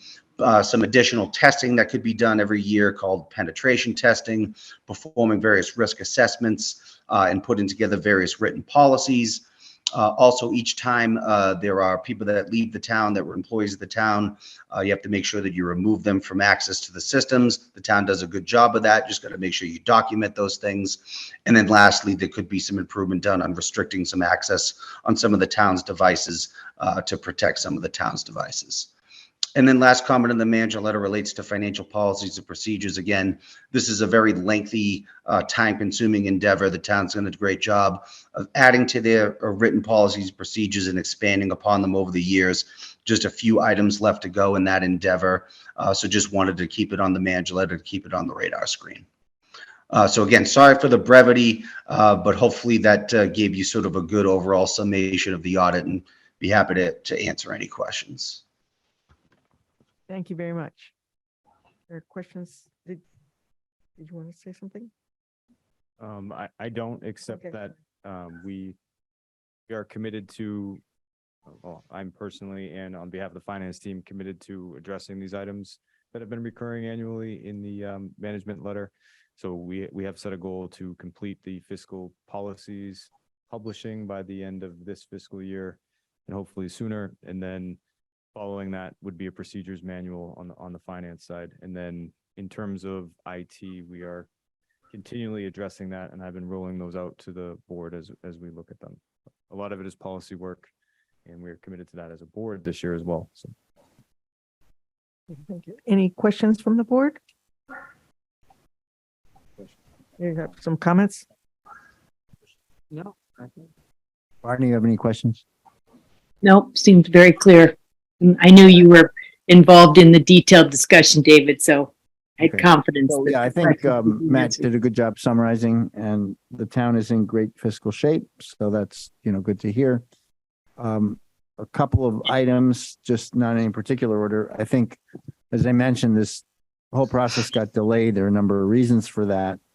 But the town finance side of the town has committed to basically the following timeline as it relates to fiscal 23, which is now closed. And Ryan, correct me if I'm wrong, but fiscal year ended June 30th. On September 30th, 2023, the books closed. Basically, that's the last time to close the books, 3 months after the conclusion of the year.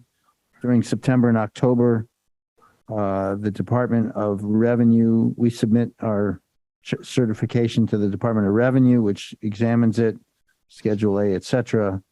And by October 31, Department of Revenue should certify the free cash for fiscal 23, as well as other things, which means that in November and December, the external auditors can begin their field work. And the commitment is that be done by, I think, by the end of the year. I think we agreed that it would be done by December 31. And then report generation would be in January and February. That is the time, I believe, that, and possibly earlier, but I haven't figured that out yet. But that is the time that, there should be some engagement. I want to speak to that in a minute, by the select board. And that the reports in any case are due to bond council by March 31, 2024. So there really is no reason not to have examined this report prior to March. So we're, 6 months late. The point being, when things are running well, it's immaterial, but when things aren't running well, you don't want to learn about it 6 months later. So that's the recommendation from my side. Secondarily, we voted, and I didn't think about it at the time, but we voted to disband the audit committee. I asked Matt, point blank at the meeting, whether do towns typically have an audit committee, and his reply, and Matt, you can jump in if I misquote you, was towns of our size typically do not have an audit committee. That is correct. But again, I wanted to make clear I wasn't speaking to the merits of it. But in terms of towns your size having an audit committee, it is very rare.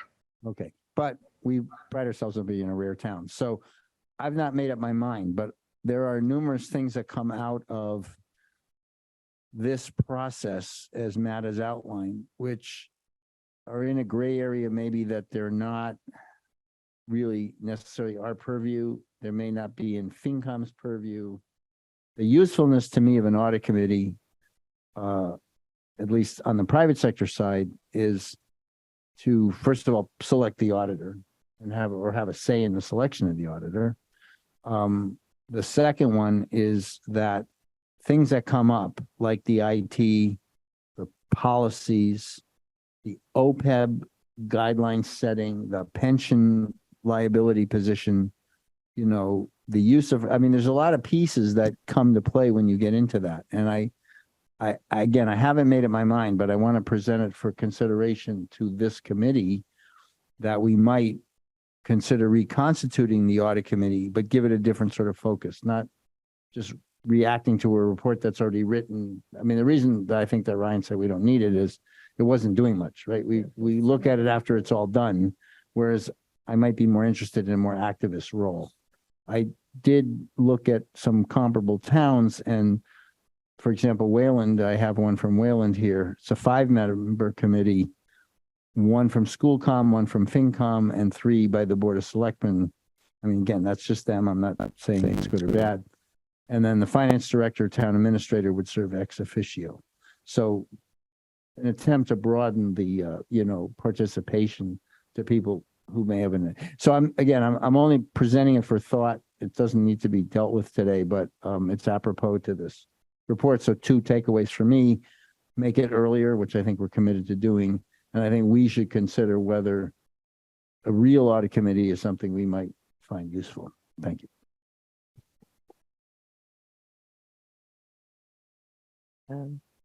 Barney, do you have any comments? No, I'm fine with the audit, and I agree with David's comments about getting it, a little happen sooner. About getting the audit. With earlier? having the timeline completed so that we're Yeah. we're getting it done January, February instead of Yeah. I want after. to, just to clarify, I don't think, Matt and his team were late. I mean, the report still is due to the rating agencies by March 31. We're just late, like reviewing it. Right. The report's been here. We haven't looked at it. I'm in agreement. I don't, do you want to have a conversation about that? Not now. but No. So that if it's rises. to We, the we can level. put this on another, and I think it's something we want to talk to FinCom as well. Absolutely. And by the way, FinCom was participated in the review. Okay. All right. I don't think any other further action is necessary on our part, right? No. Okay. Thank you very much, Matt. Yeah, thank you, Matt. Thank you, everybody. Have a good night. All right, it is time for the Fall Town Meeting warrant article initial review.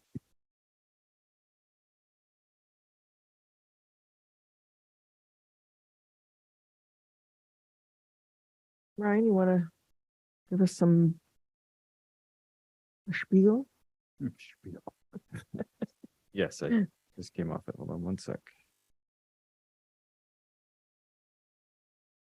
So this is in my TA report, so we don't have to redo that, but the warrant as voted by you in the schedule closes on August 8th, meaning there is a little under 10 days before, I'm sorry, a little more than 10 days or a little under 2 weeks before the warrant closes for your consideration. So one of the feedbacks I got in the annual town meeting process was the board wanted more time to consider some of the weightier topics.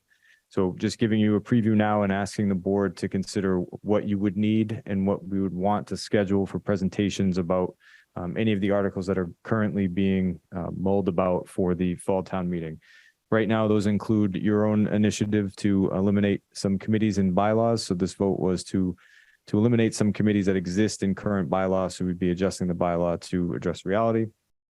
Another was moving the town clerk to an appointed position. This is something that came up in conversation. I've also had conversations with Peggy about this, and we've been vetting what we would need to do from town council. We do believe that the best route here would be petitioning the general court in order to change our position on this and change the Massachusetts general law for Carlisle. Then the library trustees have indicated they want to bring the library renovation article back to town meeting floor. And the historical commission has reached out to me for a placeholder on a CPR article for the central burying ground and some improvements and modifications to that. So those are currently the 4 items, unless this board has other items they want to be considered. And what we're looking for is what you need to make these decisions. So this would start after your goal session on August 8th. The first real deliberative time for you would be your second meeting in August, and then you are looking at 3 meetings before town meeting. So is CPC going to bring us a presentation? I mean, it sounds like, the 2 people that are asking CPC for grants are asking us for the warrant. And it seems to me that's the wrong people that should be asking. Seems to me that should already have been talked about at CPC, and CPC should be telling us about this, no? So these are, just to be clear, because this comes from me and my process. So these are placeholders. They Okay. haven't asked to be on the warrant yet. They are indicating that they're going through that process. So I just want to bring it to your Okay. attention so that we're not surprised at the end. All right, I guess, all right. Yep. And Kate, one of the, the library renovation is obviously one we've already heard about previously. The CPC has not has not received a formal presentation yet on the central burying ground article. Okay. And I guess when people bring things to CPC, are they asking for a particular pot of money, or do they ask CPC for a grant and CPC determines which pot of money they pay the grant out of? Well, Whether I it's think a- it has worked both ways, but in general, the grant application indicates how much they're asking for. And typically it also indicates what particular bucket the applicant thinks it should come from. The CPC may in its deliberations change that. But that's in my experience being a member of the CPC, and from what other members have said, that's the way it generally works.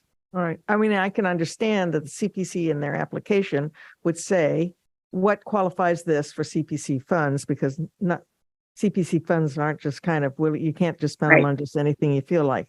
But I don't think that's necessarily asking what bucket. It's probably asking, I would have imagined it's asking what qualifies this for CPC money. Correct. And then it really should be up to the CPC how to allocate it, because I think we did try to send a message that we would prefer that the buckets actually get spent first and the undesignated funds. When you say how to spend it, you mean which bucket to take it from? Yes, Yeah, I agree. yeah, okay. Just, But Right. does the CPC, are they appointed by us so we can direct that? yes. But they're also controlled a lot by the state statute that, authorizes CPC to start with, but it's a strategy of how Yeah, I to, agree. okay, all right. So for the elimination of the committees, Aubrey's put together a potential language for that. This was discussed during your goal session and a prior session about boards and committees. I'd be looking, I'll just be direct. Does the board need any more presentation on that, or do they want to hear any more information about that warrant article so we can plan it for a future meeting? Well, David's just raised the audit committee, so that was one of them, But isn't it? that's not one that needs bylaw, correct? It does not need bylaw. I think we're. Oh, referring to okay. The ones we've Got decided it. should be eliminated, but we cannot actually eliminate them until. No, I get that. I understand that just a couple. I didn't realize audit wasn't one of those. Okay. Yeah, okay.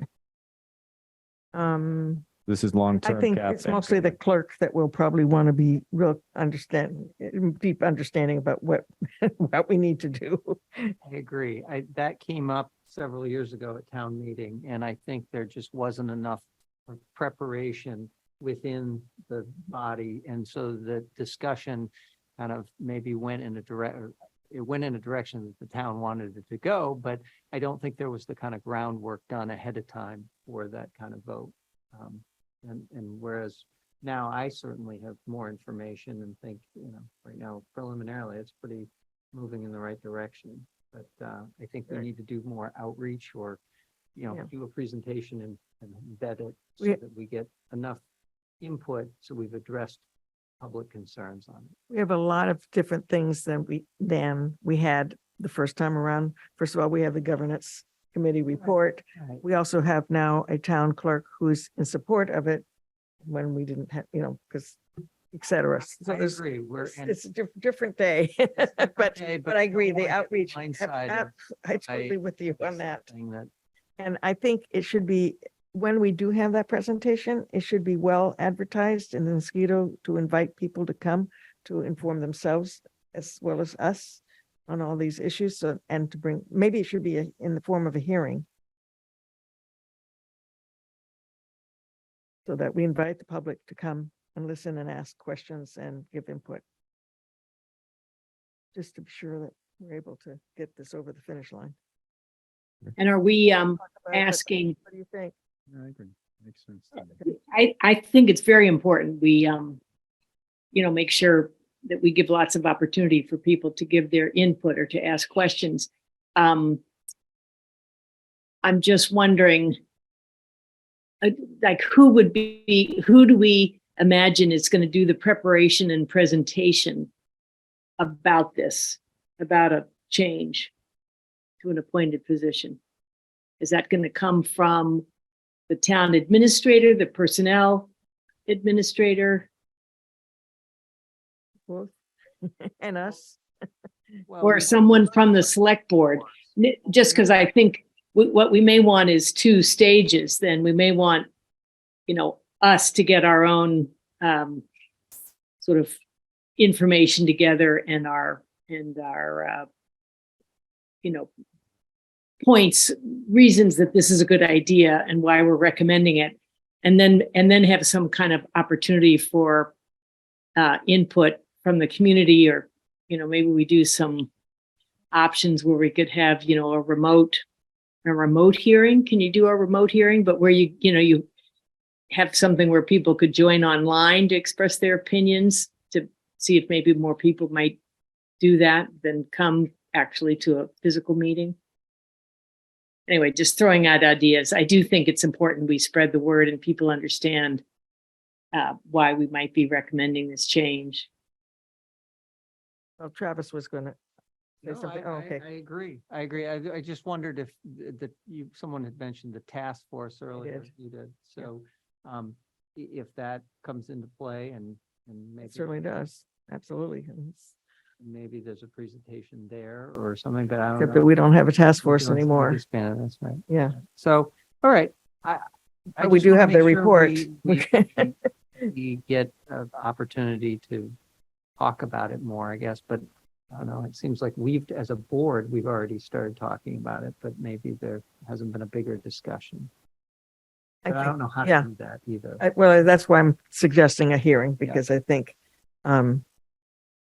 we as a board have, first of all, we received it as a recommendation from the governance committee. We've been kind of dragging it from, town meeting to town meeting, but as I have kind of read the tea leaves, we've all been more or less supportive of putting it on the warrant. It's just that we've taken it off for various reasons. And now it's time to put it on because it's the fall town meeting, and this is the kind of thing we need to talk about at the fall town meetings.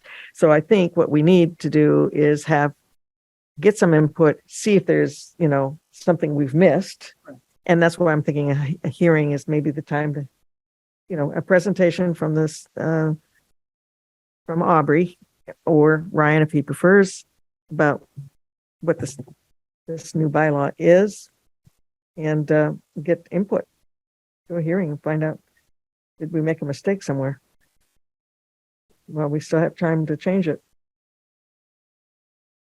I also think that no one is better positioned to speak to this than our current town clerk, Peggy. And it would be more useful to the board, in my opinion, to send her the questions and prep her for what you would want to know from her about this change beforehand, so that she comes and she's not Yeah, she's on the she's not spot. asked to That- say like, Oh, yeah. what do you think Yeah. about this? Yeah, it's a great idea. So the more specific, I think, the more beneficial that interview will go as well, because Peggy's, come to terms with this and agrees with it, but to draw information out of her, I think prepping ahead of time would be good. Okay. All right. What's the next thing on our agenda? Is that it for? Before we move off warrant articles, I do want to raise the question of whether we want to consider doing the work to put a bylaw proposal regarding the role of the town administrator on the fall town meeting. We've talked about it a little bit. Well, I sent And, around the thing from the DLS at the Department of Local Services. I would love to, but I don't think we have enough time for that, because it's a lot of work to, Should definitely be considered for spring, in my opinion. we should put it on our list, on our goals, and either the spring or following fall. Work to be done. But to, make a real point of getting the work done.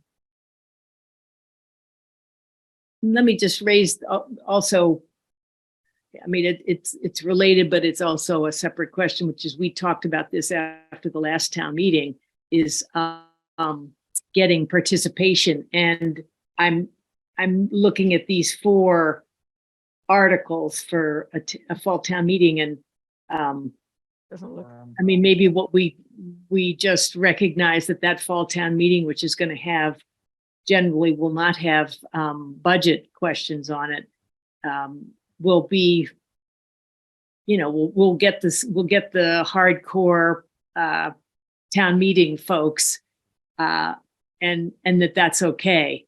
But I would just want, to remind us that we had that concern around the last town meeting, and is there anything we want to try to do to increase participation? And marijuana. Something controversial. Something controversial. Pizza. well, that's that's one reason the town administrator, not that it's going to be controversial, but it's sort of interesting in the same way that Ice cream. I see ice cream from Cynthia. Yeah. It would be more interesting, right? Both the town clerk and the town administrator positions, I think, would be interesting governance structures, to Oh, you make a good some point. people in town. We won't be ready. There's just too much work to be done. It's gonna come up quickly. So it's better not to, we should not put anything. No, I agree. I wouldn't want to go into it if we're not prepared to do our best. I think it's a worthwhile, this is a test case, right? We're going to a fall town meeting with sort of, let's call it cleanup items that, as you point out, Barney, by themselves don't really, wow anybody. They're necessary to do. And it's good to clear some of that and not have a 3-day Springtown meeting. So there's a good arguments for doing it. But we're going to learn, I guess, the appetite of, people to go to those kind of. Well, next year, now that we have a town planner, and because there are a lot of goals, both in the master plan and in the housing production plan, about reviewing a lot of our zoning bylaws, those will be hitting the fan next fall, and that will bring people out. Okay, we'll see. Listen, the other thing I want to just mention here when we're talking about town meeting, and we talked about this before, but very slightly. Whether we want to try to modify town meeting, and we'd have to figure out legally how you would do this, but to add an element to it that is, there are two things that we've talked about. One is something around the master plan and status. And I know there's this, that we heard from Julie and Jack about the idea of some kind of kickoff event. But I'm just thinking, is there a way to combine those as a way to increase participation? But and then even more compelling, I think, would be an update on the police and fire facilities. And we will have, we'll know, we'll have replies on the scope, right? We will have hopefully hired somebody, right, to develop the work scope, follow the requirements we're asking for. And I just wonder if we could, not that we'll have anything final, but as a way to start bringing the town up to speed on where we are with those two facilities, add a presentation or an informational session. And again, I don't understand the legalities and how we might have to modify town meeting. And obviously we'd have to talk to Wayne Davis about it. But I would encourage us to think creatively, and whether there's a possibility to do something like that as a way to, provide more interest, but also spread the word on either one of those two important topics. I think I've seen a lot of head shaking, nodding. I like that. Yeah. I think that was one of the things that when we talked about the last town meeting, when we were summarizing after the fact, that we talked about, how everything was so kind of lined up and there wasn't as much discussion. And I think having a more open forum, especially in a fall town meeting where you don't have as many, articles, having that opportunity to have community, using it really as community input and some sort of, I don't know, better input, I guess. Yeah. Well, actually, Yeah. having the hearings before, that's when we really should be doing it, not at the town meeting. I mean, You're right. that all should have been ironed out before you get there. So that's why I'm hoping that we do more invitations before we get to town meeting and get people up to speed. But I do like your idea of the updates for the master plan and, kickoffs and other things that we could think of. Well, so is this something that we could ask town hall staff to check into, Brian, in terms of, or do you want the select board to initiate this with the town moderator first and then determine sort of legally how we would structure the meeting to make it possible? Yeah, all that sounds great. Oh, okay. Well, one of those- So, I'll talk to Ryan. Either he or I will call Wayne and we'll see. okay. Can do. Do you think you want to invite Wayne here for a discussion about that? Yeah, I think so. So Before- remind me, Ryan, you mentioned a timetable, but I wasn't paying enough attention. When do we have to finalize the warrant? 1 second. I don't want to lie. So you have to sign and publish the warrant by September 12th. All right, yeah, so we should get them in soon. Yeah. So if you did presentations that were non-binding, meaning not tied to articles, then you wouldn't have that deadline. You would either have to have it before or after. I would recommend after to keep forums there. Yeah. And say, you can even have an open Q&A about public facilities and the master plan. I think that keeps people there. I'm guessing the agenda you have for town meeting is 30 minutes right now. Right. So Yeah, I think we should. So we don't really want them at our goal session, but what's the one after that? Early September. It's like the second. No, we have two in August. One of them is a regular meeting. Another one in August. Okay, we should have him at that one, in my opinion. Okay. Great.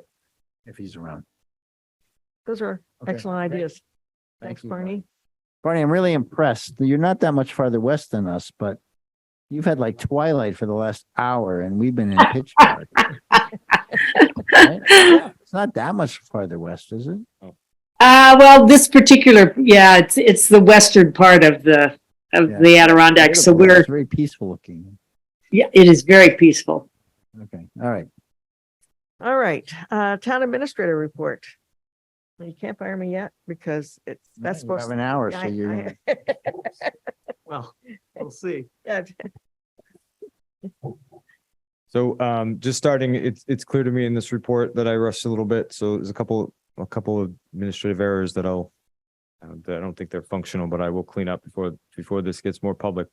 But the content is still there. So talk about town hall and events. So the first phase of the town hall renovation is beginning, and I just have a couple updates about town hall here. So the second floor cubicles from the assessing department to the planning department. This is going to involve a moving company in the DPW, crating and moving employee stuff one day, and then the cubicle company will come in, and then we as employees will then take our stuff and then move into the new space. So this will likely require closing town hall to the public. Our employees, besides me and a couple key staff, will work remotely those 2 days while this stuff is moved. So I'll keep key personnel to make sure that move happens. So that right now that's scheduled for August 24th and 25th. So that'll be the first step. The second phase is dependent on King, our records company, coming in and cleaning up the land use files. Once those cabinets are out of the way, then we'll start phase 2 of the cubicle. It's already been procured. We just need to time it so that town hall can be usable and that we can move stuff around. So those will be pretty significant changes for folks. We do think it'll be much more functional for our employees and for guests. And again, that's happening the 24th and the 25th, followed a month or two later by the second phase. Additionally, working with Peggy and the building commissioner, John, in order to do a small renovation of the town clerk area. So right now it's set up for 2 public desks. We're going to bring that space down and have record space there and prepare the back wall for future employee space and cubicle expansion. So we won't spend that money unless we need to, but that is going to be available for additional employee space and for records management. So it's all by the vault. It's consolidated. There's a key plan. Peggy has signed off on the construction, and we'll be working on that in the next couple weeks. You've seen over here that the fishbowl rooms are now almost complete. They are furnished. The only thing left is just some blinds and other things to create privacy if necessary. Special thanks to Al for coordinating those projects. He's also touched up the walls and made sure that everything looks nice, to include some of the trim work, which is the details that we pay him for. He's very good at it. We have had some fun with employees trying to name these rooms. So because we've been calling them fishbowl rooms right now, there's a lot of aquatic names that are being mentioned. However, eventually we'll turn this over to the select board in case you want to name them after prominent folks. So we as staff wouldn't be comfortable with that. So we're going to call it like Nemo and Dory until you guys decide to formalize those rooms or I've not. been calling them thing 1 and thing 2 Yeah, that's lately. thrown around as well. I like that one. That came from Ryan, I think. Didn't So it? those are reserved rooms now in our system. So residents, boards and committees and departments can reserve those rooms in order to do those one-on-one meetings or to get some quiet space for work. And then we've also had folks in doing our building envelope study. This is a term that I learned, an industrial hygienist. So they've been digging deep into the building to try and provide the MFC with a good report that'll feed our capital plan on when and what we need to do for this building. I'm going to recommend to the MFC that the same approach be taken with the DPW building, and then the town will have police, fire, DPW, school, and town hall plans to feed into a capital plan as part of your facilities discussion. So this is just good information to use to make decisions. There's no decisions being made here. Quick question, Ryan. The analysis of the town hall, that's just the existing structure. This is not considering any expansion. It is not, Barney, but you will get commentary on the exterior of the building, and that should help if you would like to do any future renovation work. So it's not setting the stage, but it would give you some of the information you need for that puzzle. This Thank building is not sprinklered, is that correct? I do not think so. And so, and if we were to expand, it would have to all be sprinklered. Bring everything. Yeah, okay. More to come on August 8th when you discuss this in detail as part of your Yes. goals. Some HR updates. As always, we just have a lot going on with HR. We talked about Stephen joining our van team for the COHS, which always does a really good job. You also saw tonight's, I thought, which was a very strong ceremony for our police department, demonstrating them moving forward to the next phase of Carlisle policing. And also we're very happy to announce that Karen Tyler, the former district director for the Eastern Essex District Department of Veteran Services, has joined our veteran district and will now be our veteran service director. She will be still in the agreement we have with Lexington, Bedford, and us in Carlisle, and has committed to continuing office hours here, 3 hours a week. One of the things I asked her specifically in her second round of interviews was how can we get Carlisle veterans more involved in our town. We have less of a need to provide those direct services besides VA and more of a need to outreach and make them part of the fabric of the community. And that's going to be her focus. So we should see more outreach on the veteran side in our municipal communications. All right, a lot of procurement and project updates for you. So this is one of the things that I owe you if I haven't sent it to you already, but the Historical Commission has sent a letter about the ramp project at the police department. We are working to make the contractor compliant with our ADA side. The Historical Commission is concerned that the project does not meet the intent that was brought to them, and have communicated that to the MFC. So this is an ongoing discussion that may rise to the select board level at some point if it hasn't already. I did connect the current Historical Commission chair, Ben, to town council in order to discuss any Historical Commission options if they need them. I'm continuing to work with the public schools on a variety of capital projects to include the wastewater treatment plant RTU. And I should mention your esteemed colleague here, David, maneuvered up onto the wastewater treatment plant roof with me. Since he did it first, I had to do it as well. I was very scared. I didn't tell him that at the time, but we were on the roof and we touched this piece and have evaluated it for the necessity of this project. So we're looking forward to completing that. And first of all, I want to thank Steve, who does just a great job at everything, the facilities guy at school, but it also pointed out to me the need for some, what we call it, in the private sector, EHS, environmental health and safety. We don't have a person who's got that responsibility, and there's some scary stuff out there that we need to get on top of. So it's always staffing up, more money, blah, blah, blah. But, just like we talk about IT security and things like that, it's a thing. So we should put our attention to it, I think, this year. Yeah, I'm trying to employees like Stephen who are doing a good job waving their arms saying these things are issues. They're flagging it, but Getting them on the capital plan so that this board can deliberate them with the finance committee and the school committee to set priorities. You need some SME, right? Subject matter expertise to help guide, which is outside of, he's a very capable guy, but it's outside his area. And, so we got to figure that out, some kind of resource. Very much agreed. We've also put the Wilkins building HVAC out to bid. We do expect some positive news with that. We are rebate eligible for that. We do think that might return some ARPA funds that can be employed somewhere else. So that is hopefully a good news story. And then the Corey Auditorium lighting, just real quickly calling out Jeremy, who's a volunteer who does a lot of the work. You heard from him. He wrote the scope, saved us thousands of dollars, and met his meeting with vendors, very much trust his expertise, and so do the vendors. It's very clear that he speaks their language. So just another example of Carlisle volunteerism that saves the town some money and will probably help us get to what's going to be a great project for the school and the education of our children. These are all sealed bids. The bids are due August 3rd. So you should have news at your August 8th meeting about where we are with these projects. Very big, very important projects.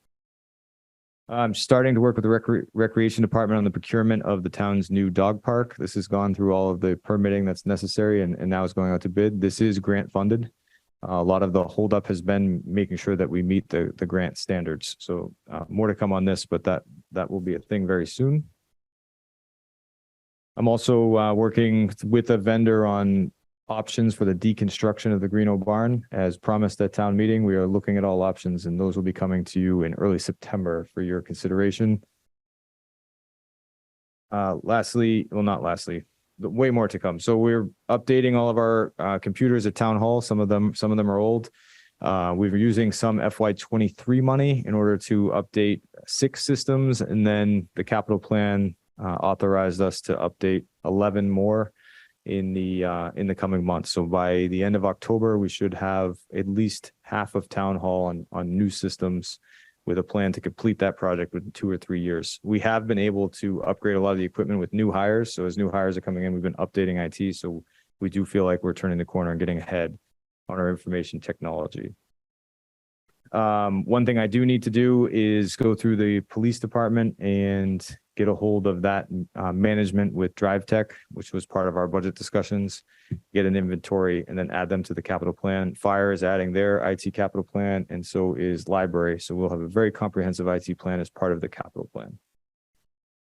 Ask you a question, Ryan. Yes. So you're on, I know the schools has a policy, I forget if it's 3 or 4 years, but there's a laptop replacement policy. I mean, you're converting a lot, like ab initio, right? Like the first time that people are getting laptops. But as you move forward, have you had thoughts about the expected life of those and then factoring in replacement over that period? So it is a 4 to 5 year replacement cycle. Okay, that's. They'll become part of the capital plan. And it's a good point, David. All employees are moving to laptops. Some employees, because of COVID, still have a laptop that's being managed and a desktop. So we're going to reduce a lot of IT costs by going to the one system that's compatible with everything. There are a couple people that need high computing power and can't use laptops. But other than that, everyone's going to a laptop. Yeah. And that's all cloud-based, like stored, or where is it stored?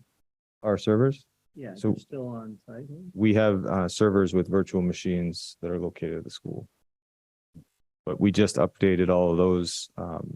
As previously reported, those are now fully updated and they have a 5 to 10 year life cycle. We're getting there. We'll get a couple years off and then we get to do it again. So the DPW would like to declare their 1999 International dump truck, which is just replaced with a new dump truck, and donate it to the fire department who wants it. I anticipate that you would be asked, why would the fire department want it? The chief isn't here to answer that. So if you're not ready to declare it surplus, I understand he's on vacation. I didn't want to bother him. Do they want to train on it, burn it? I don't have the You answer. don't even know. Looking at you guys, I know I should have. No, it's okay. That's what I'm concerned about. Yes, the storage. In the brand new extra bay that they're gonna do. You get a free dump truck and they have to I put it build a this way, $1 million I hope they burn it. But okay. The ESC would have an issue with that. So just kidding. The excess IT equipment, though, that is coming from this.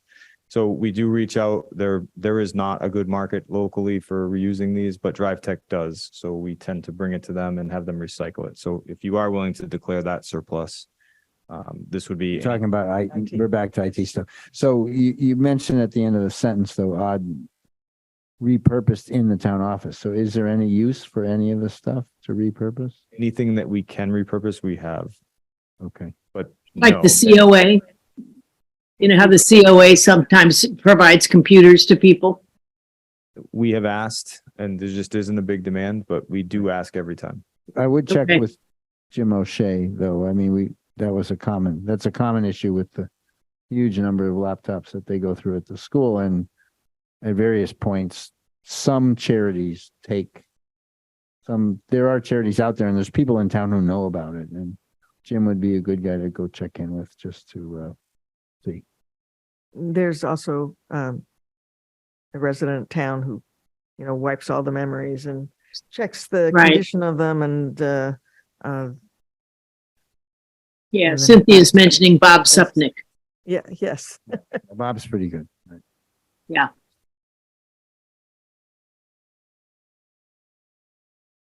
Just writing down the name. Hold on.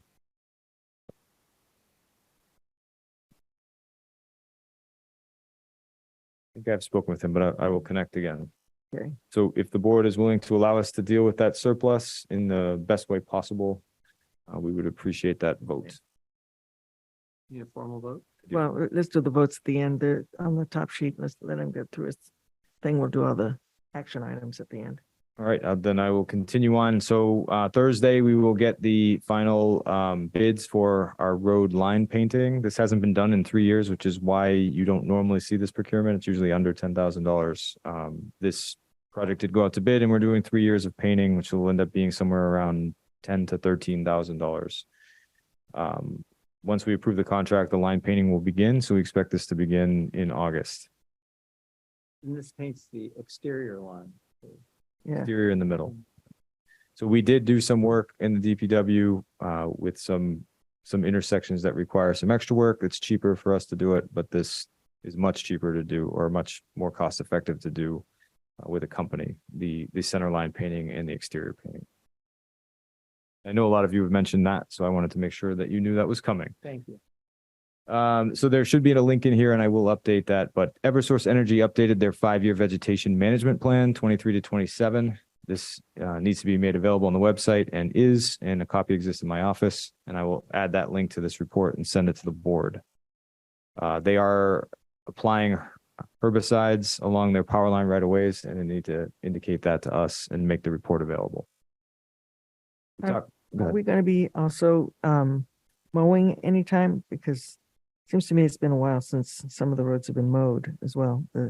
So there's going to be a theme in my reporting of 3 years. So it has been 3 years, you're right. And Jim is working with our local vendor who normally completes that activity and knows the town. It is under $10,000 and in our best interest, given previous work, to employ this contractor. So that'll happen soon as well. Oh, okay. Because the Ryan, quick question. is lush right now. No kidding. Really. Sorry, Barney, go ahead. Just quick question about Eversource. Are they also they're responsible, aren't they, for taking down trees that are dead or dying that are along the power lines? They should have a published plan Yeah. that I can look up. Yes, because I'm raising it because I happened to see Jim Hall and mentioned that, there's a whole bunch. There's a couple of trees on Lowell across from 175 or right by 175 that are they're dead or dying. And I'm sure that exists elsewhere in town. I don't know that Eversource goes around and really checks, or whether they, somebody needs to call and say, hey, we're concerned about this. So anyway, I think checking on that would be a good thing. They are required to provide that service, and I will get a report back to you on it. Okay. So quickly, fall town meeting schedule. The warrant closes, as we discussed earlier, August 8th. It is signed by you and deliberated finally on the 12th, and then posted on the 18th for the town meeting on the 16th. So coming quick. Yeah. Wow. So tonight you heard in your public comments, I have received several complaints about the Conservation Committee's plan to place boards in the Greeno Dam spillway. We did try to reach out to this group unsuccessfully prior to that meeting with Conscom. They had a different group leader. They've now given us all their contacts, and I've apologized for not having all of them. And you heard from them tonight. I met with them Friday on Zoom. They had a presentation for me on why they believe this to be a bad idea. I've sent that to Sylvia and the Conscom. So just informing you publicly that discussion is coming. They have asked for agenda time before these boards are put in order for you to hear the complaints. You know that you have a goals planning session at your next meeting on the 8th. We're keeping the same agenda so you can discuss any of your existing goals, but the focuses of that are supposed to be facilities, land and finances, comp towns, and then any continued governance discussions. Then the last thing for you is some staff recognition. So I'd like to, you saw tonight the folks that were selected for promotion. What you didn't see was all the full-time officers who applied, and one of our strong candidates, Sergeant Mack, who applied for the deputy chief position, was able to observe all of them and participate in the boards, as well as Aubrey. And Kate was there, Barney was there as well. They were extremely professional. Both of the third-party evaluators said that it was clear that there's a lot of knowledge and care for the town in our employees, which is great. the chief and I noticed that we need to focus on, like we're going to do in the DPW and others, the professionalism of our development in order to make sure that we have internal hires. But I was just really impressed by all of the officers and candidates, and that all of them applied to try and get promoted is a good sign with your new chief. The DPW is, again, just hard at work. I know they get a lot of credit in the winter for plowing, but they do a lot of work in the summer. Shane and Tyler did that line painting. They're very proud of it. They called themselves the town's Picassos, which I'm sure they would be thrilled that I just mentioned to you. They also Better than the town's Jackson Pollocks. yes. Yeah. Nice. The library also needed some landscaping cleanup. I was talking about this with Steven, and then I drove by the library and saw that the DPW had already done it. So that was great. They handled some overgrowth and made it look more professional, especially with some of the roof work that's going on. Then lastly, David and I went on an impromptu hike to get to this wastewater treatment plant, and we walked by the summer fun program. I was able to meet some of the counselors and see the campers in action. These are town employees, our counselors, especially the counselors in training. They work really hard. You can tell the kids were engaged. It was just ridiculously hot out in the last couple of weeks, and they're still providing a good service. Holly does a good job managing this, but just wanted to call out the counselors that are working for us this summer and gaining that leadership experience and helping our youth and have a good summer. So I've got two of them, so I echo that. I met a young model. A Big. lot of complaints for me. The big I did an interview with a Boy Scout who wants to know what the youth can do to get a pool in town. Well, Holly, the problem is not a pool, and Holly and I have had discussions. We used to donate our pool every year, and there's enough people who donate pools. The problem is qualified lifeguards and swim instructors. That's a real shortage. And the other compounding problem, at least from the campsite, is transportation to and from the pool. So if the question is, can we have a town pool like that anybody could use? That's a big discussion. If it's about how the campers can swim, it's just proven not to be effective over time. I respect Holly's analysis of.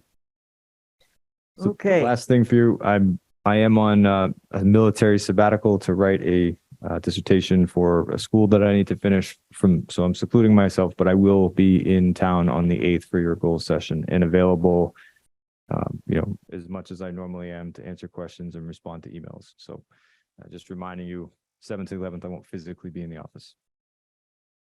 All right. One quick thing, if I might, Kate, just Yeah.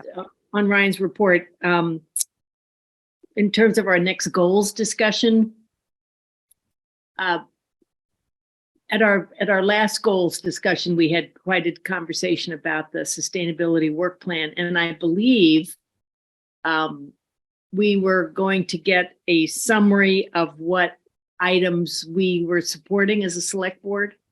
Am I right in thinking about that?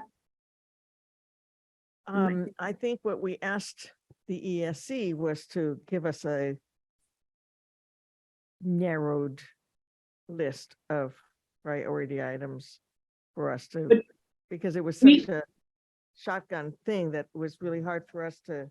There's a question about ES. But remember, we went through the work plan and we took votes on the elements that we supported as a select board. And then I thought one of the things that was going to happen between that discussion and then this next goals discussion is we would have that list for us to include in sort of trying to reach at least a final draft of our goals for this coming year. That was certainly an element in that, that would be an element in those goals. Okay, let me, We did list those out. we did, And we kind of yes, tried to determine which one. Yeah. right, exactly. So, you So if want we that could to be just have packet? that, if we You could want- just have that summarized, Okay, in the packet for this next goals discussion, that would Okay. be great. And the other thing is, are we, on our it's side at not, this point. I know it's not as high a priority, but we've had that memo out about the process for appointing volunteers and, how to handle that. are we going to try to adopt that? I don't know if that's part of the goals conversation when we, I don't when think we that's talk part of the about goals. I think that's liaisons. I think that is certainly something, well, I think you're bringing, are you mixing two different things? well. Well, they're two, I mean, they're There are related. two different things, but I don't think she's mixing them necessarily. Yeah. So you want to know whether we're going to discuss that on the 8th or not? Yeah, I just think there's so much to talk about the goals. I think that might have to, Right. that might slide to another meeting. I mean, I really think it's important for us. The other thing. Okay, so, well, we want to talk about how, people who are interested in volunteering for various Yeah. boards, how they, who do they talk to? Do they go to the board and ask those members, gee, will you Some mechanics. invite me to your club? Or do they come to, let's say, Aubrey and say, this is who I am, this is sort of my CV, but I'm really, even though, I'm in biotech, I really like trails or something, they might tell us a little more about Yeah, so themselves. let's have, that's a separate. So I think that's a separate discussion, but yeah, I would like to have it soonish. In fact, I would love to have it before town meeting, because in town meeting well, we used to, of course, we don't send this out anymore. But we used to have like an application form in the warrant book. Yeah, right. Right. And in fact, I just looked up on our town website, the application form. It's really a useless form. It doesn't tell us anything. All right, so let's, So- let's not have that meeting now. yeah. That's So, Tina has her hand okay, raised. I understand that we should have that conversation at another meeting, not the goals meeting. And what about the discussion about the role of the liaison? I see that later tonight, we're supposed to do liaison discussion and selections. Is that going to include that? Yes, we're going to talk about that right Okay. now. Chewing into our Okay. time to do that. Yeah. Okay, so Christina, Great. did you want to say something about the ESC goals? Yes, hi. We have a list of our work plan just narrowed down to priorities. And I'll submit that in time to be in the packet for next week, for the next meeting.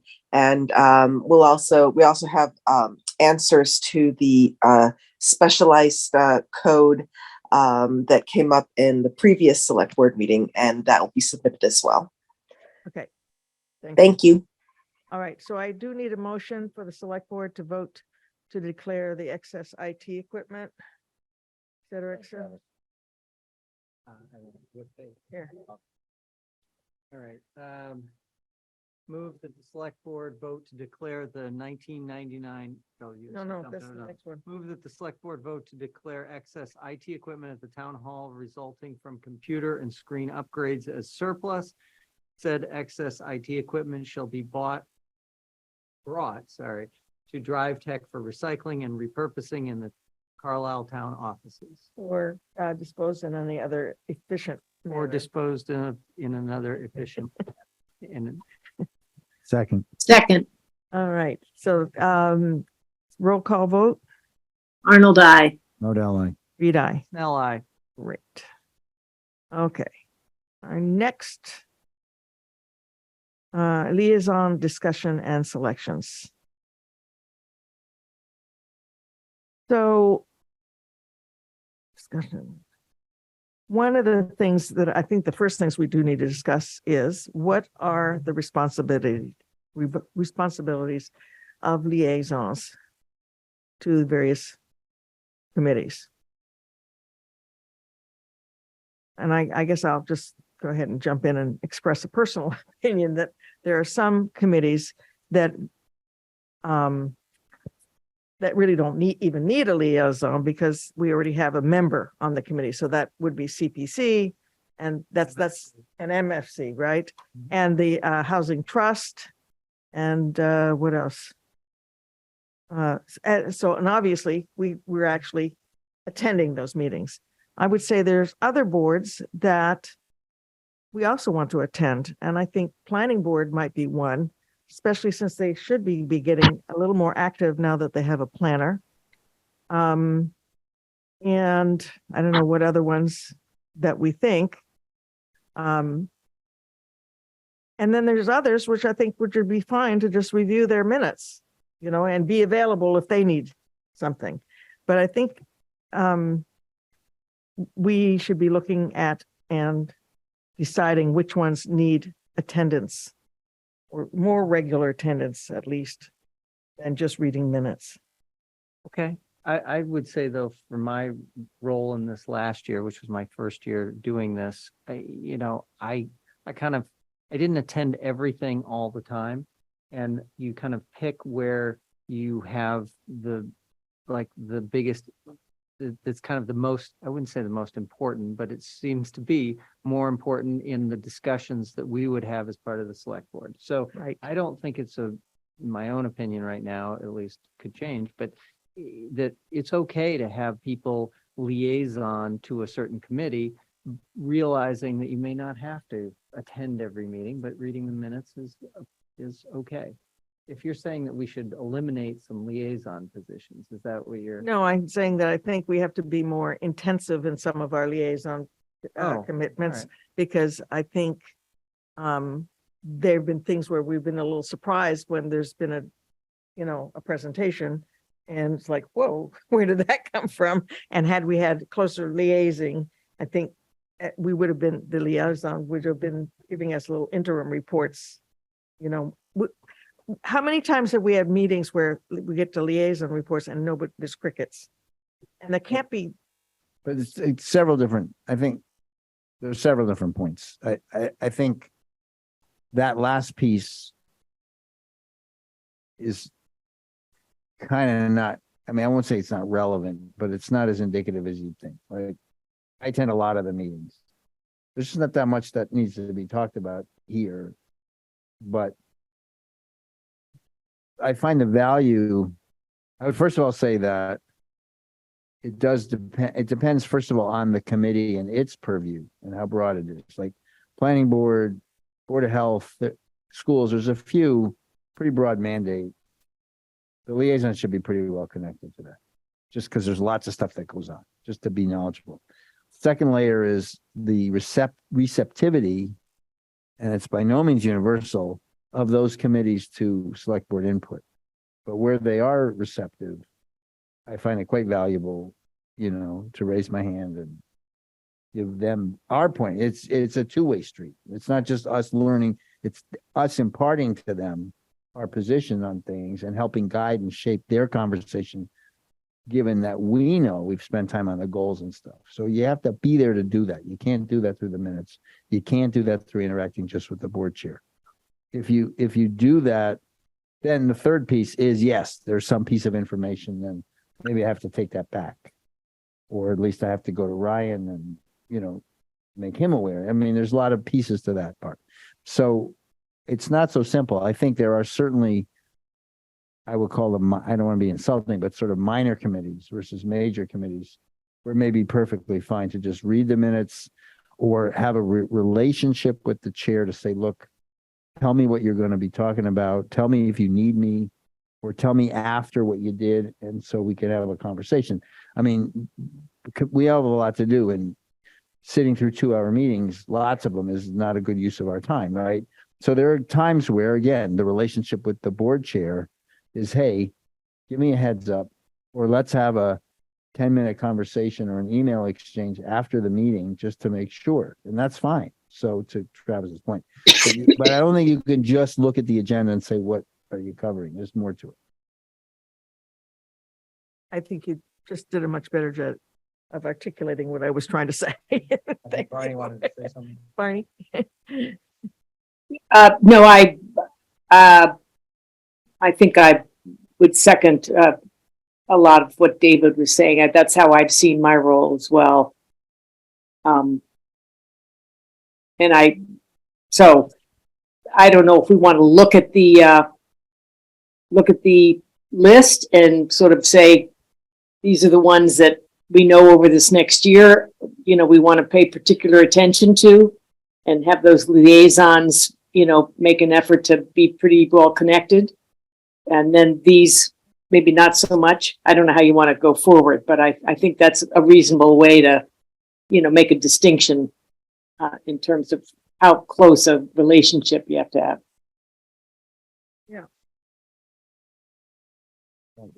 Okay.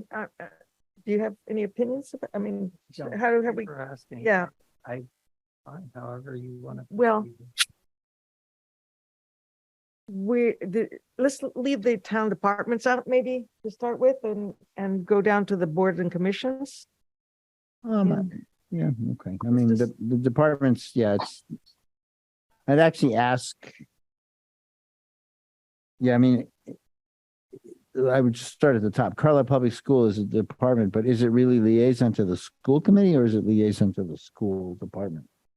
I don't even It's know. to the committee. Yeah, so it really probably wants to go down to the next line, but, Yeah, and that is a major one. But let me ask Travis, because Nathan's not here, like fire, like, is that a big lift or a little lift in your mind? It's little, but in the sense that I generally have just communicated, I've gone into the fire department Yeah. a number of times, talked to the chief, Yeah. find out what's going on. But I think for me, because I'm on the MFC and I think that the MFC is going to come to the forefront this year, in conjunction with police and fire, you know, I would like to either remain there or in the police. I just think it's. No, it's not, I'm not asking for a preference. I'm Oh, just okay. saying, I'm trying to calibrate departmental liaison. I'm building on Barney's It's not point. a big. Yeah. Okay. yeah, but I also think that Travis's point that his kind of that nexus between the MFC, the select board and the, fire and police are Yeah. going to be very No, important. I think it's important. Person is actually better than four of us doing it. Yeah, no, I agree. I completely agree. I'm just trying to caterize my own mind. All right. The work, we're basically going to try to distribute the Right. workload, right? So, Right. yeah. And I would say the same is true of the police department. And I'm thinking that maybe you should take police department this year as well because of that. I think that'd be good. I don't even see it on this It's list. not even on the list. It's fire department, no police. Hmm. So, but by the way, also, because we have a much stronger town administrator than we've had in the past, I think some of the departmental liaisons are less Less. Right. critical. But we should move. I don't know whether you generated this or maybe I didn't generate this. Jen did, but I think Carlisle Public School, Concord Carlisle High School and finance actually should go down to boards and committees. They should. I agree. Right, because, yeah, so. All right. So That's then we sort of have, and then misleading. Council of The Aging Council on Aging, is also sort of sort of the board of, it's really the board, right? What I go to the Yes. board meetings, right? So that's Right. the board, that's also, right? Okay. so, and the DPW would So the be true then departments are, TSAC, so yeah. the I only guess so, but departments- TSAC's already on there and the TSAC. Yeah, TSAC is its own thing down here, but Yeah. you're saying it might be DPW TSAC, yeah. Okay, good. to see. okay, well, in fact, it's down there as a board. It's a board, but DPW is up here, so. yeah, Yes, it's a good point. okay. All right, this is a different list than we've ever had before in a Yeah. different format. Different format. Yeah. Okay, Yeah, it needs some reworking, but do we want to try tonight to, indicate? I know you already indicated some. I know there's some I want to be on. I think it would be that we should. Right, Yeah, just okay. try to just get it done. Yeah. Get her done. Okay. Travis, And let's just add police to this. And also, Right. the youth commission isn't on here, which I think it should be, and Yeah, the, that's a good point. Youth Commission needs to be. on. and the board of assessors, unless we're gonna, I think, is Board of Appeals different than Board of Assessors? Yes. I guess so. yes. Zoning Board of Appeals is different. Okay, that's zoning Board of Appeals. the zoning board's not on here Now, either. in fact, to me, zoning board of appeals is not something that we really, unless there were some case, I'm happy to be the Okay. liaison to that. all right, but I mean, That is no relatively. okay. Because planning is much more important than ZBA in terms of liaising. Yeah, Yeah. And working Right. forward because they're, we Um, don't want to be working at cross purposes. right. Youth Commission. Okay.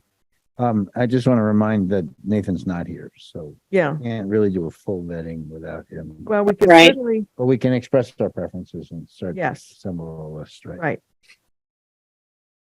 So go ahead. So, We start with you. You're the chair, and you should. Well, I would very much like to be on, FinCom. Yeah, that makes sense. Should take me off of that. Okay, so that would be Kate. All right, yep. And, I'm, still on Housing trust. Housing Trust. Hey, somebody's doing, hey. Yeah, but Go, girl. somebody's gonna have Go, to girl. step forward, sooner rather than later. Um, Well, I think then, and I'm still on ARPA. you're gonna keep that, you might as well. Well, I keep might as that well to the keep end. that, Yep, yes. okay.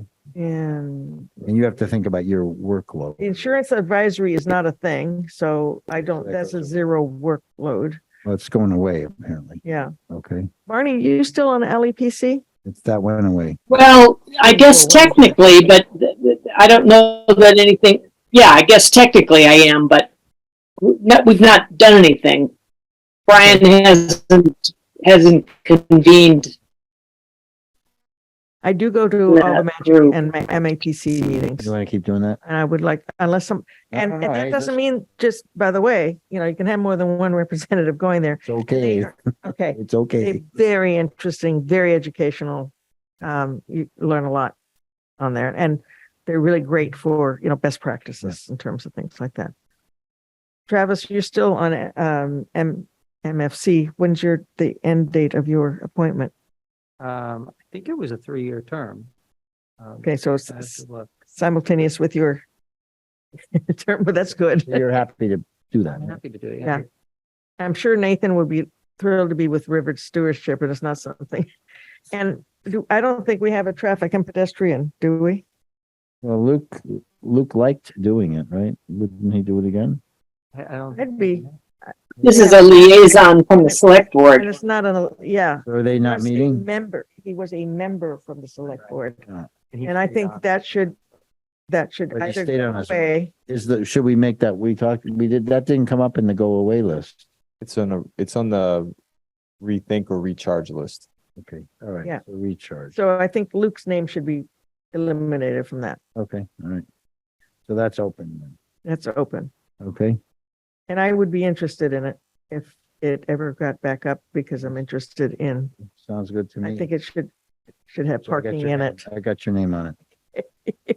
And if David, unless you're really dying to work on the Highland Building Committee, I would No. be Happy to give it to interested if we reconstitute some version of that. I would be interested in being the liaison and Well, actually a voting member. Yeah, I think we should not have a Highland Building Committee. I think we should have a facilities planning committee. Don't we have, isn't that what MFC is? No, it's a maintenance committee. MFC is maintenance. Does it need to be a maintenance? Shouldn't that be shifted to Steve Canary and become a planning committee? Oh, well, that's a good That's question. it's a bigger discussion and we're kind of, Yeah, not the time to have it. no, but we've been trying to move the MFC into that role to Right. have a better handle on capital planning for the town. And still, if there are specific projects, for example, like a new fire station or a new police station or whatever it might be, the thought is that they would include a member or two of the MFC because Right, the right, MFC of would be course. tasked with ongoing maintenance and generally have many of the people on the committee have building right. skills that are applicable. Okay. So I think, we'd set up a separate committee unless, I don't know, if the TA had any. So, Barney, right now Highland is not a thing. It's on the yellow, which means it's Right. going away, Oh. right? So, but Barney, you would be on that, we would talk about that. I'm not. Yeah. About the committee. It's just that I- But- To answer your question, I have no. Yeah, no, the point being, no if, affinity right, to be on it. if we are trying to figure out what to do with the Highland Building, I'd like to be involved in that. Okay, Right, okay. all right. And you, just to finish this part of the list, CPC, you still happy with that? Yes. Well, she's a member of it. Okay. Yeah. She's our Those are, representative. Yeah. okay. Okay, so that, and okay, so those are the appointed representatives. The working group task force, just, we have the public safety. Is that working still? Right? No. No. Okay. So that goes off. Is that gonna- Governance, Is that going away? it's gone. Okay. Governance study was me, but it's not going anymore. IT, IT is also gone. Regionalization, I keep on bugging Ryan about it, but I'm That's- not doing anything about it. so there's not My much role, there. yeah. Okay. And Youth Commission, who wants that? Barney, Barney. right. Very good. Barney. Yeah. Okay. Okay, unless somebody wants to fight her for it. Okay, No. so there's ag, and I think, Nathan's on it. I don't know if he still wants it or not, but Sure. nobody's gonna fight him for it. Yep. Audit, David will talk about. Yep. All right. And if there is an audit, I would like to be on it, so. But Okay. it's neither here nor there at the moment. I'll say, oh, The audit be a working group yeah, it could, well, for the financial director or the yeah, it could be. It could be. finance team. Let's, and- let's leave it for now. Okay. Board of Appeals, Travis says he would keep. Okay, Board of Health, David, you've been attending those meetings. Keep it. You'll keep it? Yeah. Conscom Land Stewardship. Now, that's like a mini-headed monster, isn't it? Because it's crack and it's stewards and it's bug and it's Conscom. And I'll admit, I fell down on that one this year. I mean, I didn't get to all of those meetings and things. It's okay. It's all right. I feel bad. No, I'm just telling you. Yeah, okay. There are a lot of meetings. It's really about trying to figure out what are the issues that would really percolate up to us. The bog being one of the dams. I mean, the Conscom did talk about the dam long before it came to us. So Yeah. Do you want to drop those? Do you want to give those, see if somebody else wants to do them? else want to jump in. Well, the only question is should land use, since we're trying to sort of coordinate land use, should it be all one thing? It's a huge, That's too huge. that's too That's too huge. huge. Yeah. Now it could be that it doesn't have to be one person for attending meetings. If, there's a meeting that somebody. Well, Conscom, I presume, meets fairly regularly, but do the other ones? Yes. They all do? Okay. Well, Barney, are you going to keep ESC? Yeah, Barney should. Was that a yes? Yeah. I can't hear you. Oh, sorry. Yeah. Okay. He's in the basement. Interesting where you are. Yeah. I had to plug in my laptop and we only have one generator and it's in the bathroom. Gotcha. The moon? That is What I do for this board. the first meeting we've had from the That's not true, by the way. It's just the first one on camera. on camera. Okay. Let's turn our camera off. And remote meetings when we need to do those things. She's not doing that. She's just plugging in. Would you like the question, Barney, is you're staying on ESC? Yes. Okay. All right.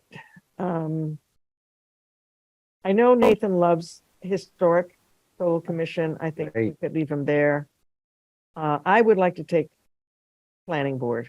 You sure you're taking on a lot of stuff? Yeah, well, I know you're taking on a lot of stuff, but on the historic and let's wait till Nathan's back to discuss it. But I Yeah. actually, there's one of the things that came up was that the MFC, went ahead with its plan to do the ramp or the police station and didn't fully, I guess, tick and tie everything with the historical commission. And so that has led to this issue that is percolating up, that we heard about briefly. And I just think that having someone on both those committees may have helped, or may have provided a little bit more oversight on that. So meaning that might be something worthwhile for me to do. okay. Which one? Yeah. Historic, Historic. just because what happened is that there was crossover where Especially when there's town when there's projects. town projects and you got to make sure that all these committees are integrated. Now, the same could be said with Conscom or any of these. Yeah, well, There's yes. crossover and, Okay. but I don't know. Okay. I'm just Okay. suggesting that Although he doesn't want to do that. I believe that because I was at the meeting when we first brought that ramp to historic. And Right, but there were changes subsequently that they didn't then see a plan and apparently it, Yeah. there's. but I don't think that's what caused the problem really. Well, right now, there's a problem where the ramp doesn't meet ADA standard, Yeah. which is a construction issue, but the other is the. I think Travis makes a good The point. aesthetic, Yeah. the aesthetic aspect was. Anyway, you're raising your hand to say you'd like I'm to. raising my hand, but Okay. Okay, so let's Right, but finish it we with. should- Not going to the map for it. I mean, No, hang on. okay, but didn't Nathan do some conscom before? So Yeah, I mean, we'd you ask could him give if him- he'd be maybe he interested would in like- conscom. we can leave these. All right, so we'll pencil him in there, Conscom, because he's pretty light right Now, now. you had schools, would you like to drop school? Yeah, I think, I I mean, think, if- because it's, I asked him for it. yeah, if you're interested, Yeah, I'd like to take schools. okay, Like they went already. so. To the goal setting one. to their last, one before that. But, and by the way, speaking of schools, I would like to get us invited to one of their meetings. Sure, yeah, no problem. And I'll do high school if Yeah, necessary. wait, well, if you want, You know you what? want it, you got a lot. you are, Yeah, let's not overschedule. You're already, I probably won't be going to a lot of their meetings, but I would like to go to some of them when they're doing the budgets. right. That's the only time anything really goes on that. Yeah. way, there's any oversight. So I'll put Kate question mark on it. Okay? I mean, there's only 5 of us and Barney's already gotten, see what Barney is doing. And I don't have that many, but She doesn't have that I many. could do the high school if we thought it needed somebody, period. Problem is the agenda is so managed. I mean, even if you're on regional school committee, if you're Carlilian, you don't get a lot of airtime. Let's put it that way. So, being the liaison is even less. I think Kate's kind of got the right attitude. Okay. You should wake up when the budget's being set, which is mostly at the front end. Because they do it Okay. early. yeah, So I don't care, but one of you two, I didn't really fulfill it this year. Because I guess maybe I've just got too much scar tissue from having served on that committee. But I have like PTSD when I go into that committee, but well, these are important because the lighting Right. came out of like not on the high school, but on the school Yes. committee and Right. that came out of, and so if you were involved in the budgeting, yeah, it's the budgeting part. It's the front end. So who wants to grab that? well, Barney and I will wrestle Okay, that okay, to the ground. okay. All right. Okay, that's why I'm thinking also, some of these does not have to be one person No, I- or the other. It could be, Let's just nail a few others. So Friends of Center Park, Barney, you're staying with that? I know you love the Center Park. Unless somebody else wants it. Nathan might want it. Didn't he have it for a while? Oh, no, you know what Yeah, it was? It was Carrie, at Kissinger. Oh, because he Patel? was a woman. Oh, Yeah. Kissinger. Yeah. The TSAC. Yep, I'm happy to do that. So should you raise the point, Kate, should the TSAC person also take DPW now that they're? sort of- Yes, Okay, Yeah, I'm happy to do that. okay, all right. I think TSAC should take I- DPW. Yeah. And Okay. Board of Appeals? Again, though, I don't, Not Board of since Appeals, Nathan's Board of not here, Board of Assessors, that's gonna be an interesting, yeah, that's not on here, is it? had that. nobody, it wasn't on our. And I was the Board of Assessors. I'm happy to do that. Okay, you were Again. assessors last time? Yes. Okay, Okay, all right. so we're left with, RecCom, I don't care either way on RecCom, frankly, I'm happy to keep it if, What, okay. Yeah, I'm happy to, but we're just kind of try and balance them out too. Now we've taken a lot away from Nathan, Nathan, yeah, so he should get some things. Well, okay, yeah.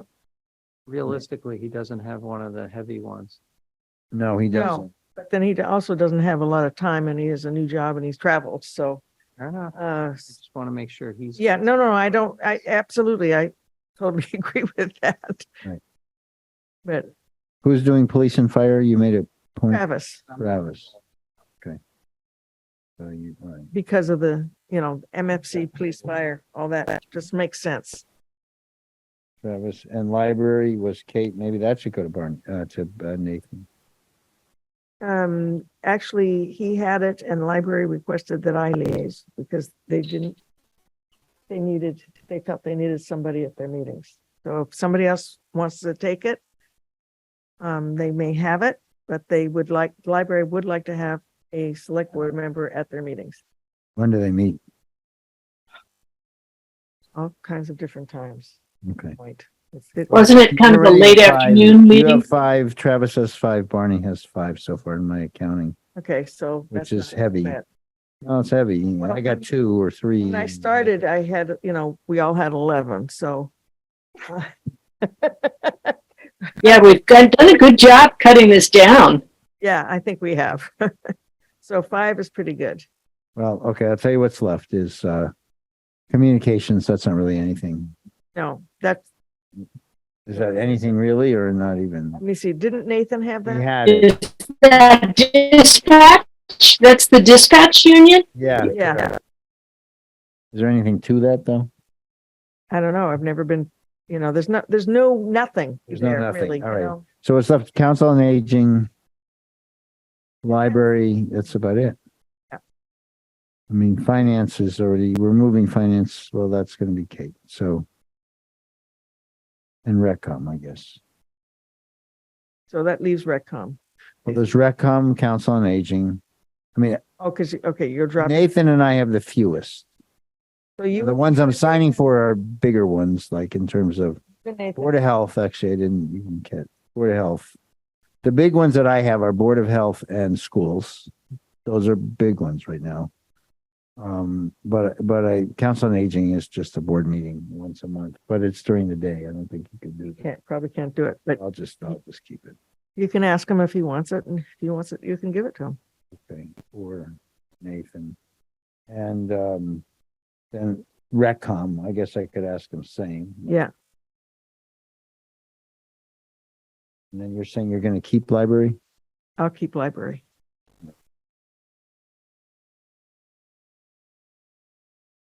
Okay. All right. Done.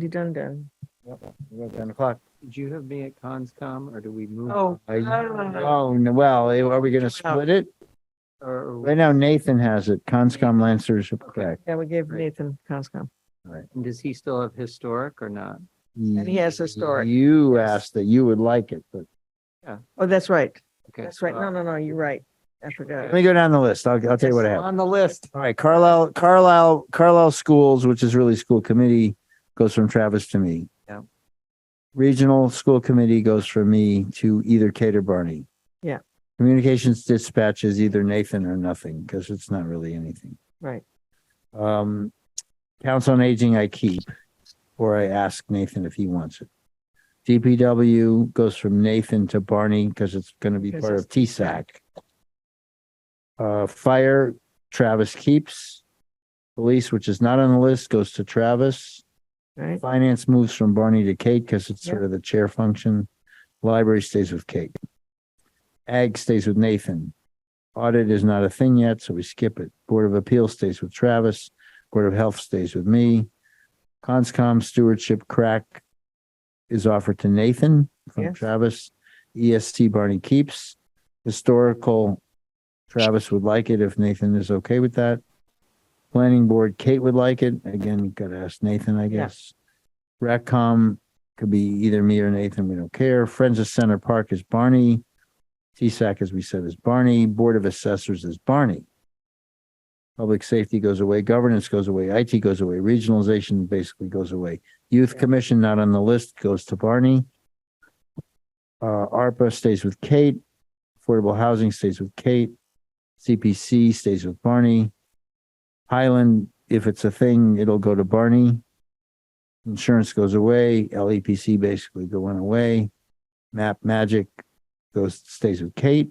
MFC stays with Travis. River Stewardship stays with Nathan. And traffic and pedestrian, whenever we get around to recharging it, would go to Kate. So that gives Kate like 6. I mean, I may have lost some track, but Kate has 6, 7. You got 7. Travis, you have 5, I think. 5 at least. It depends if some of these jump balls go to you. Barney has at least 5. Nathan has 3 or 4, and I've got like 3 or 4. Okay.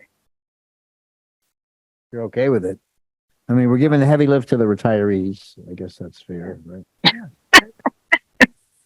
Travis pointed out, I've made a career of this. I mean, I will point out not to but I'm doing a bunch of things with Ryan that are time consuming that are not listed as liaisons. Well. Me and David. Yep. Okay. Okay. What's left? You're 10:03. You're about to lose your chairmanship. Well, hey, that's all because of you. Review the minutes and warrants. We had 2 sets of minutes. Let's see. June 27th and July 11th.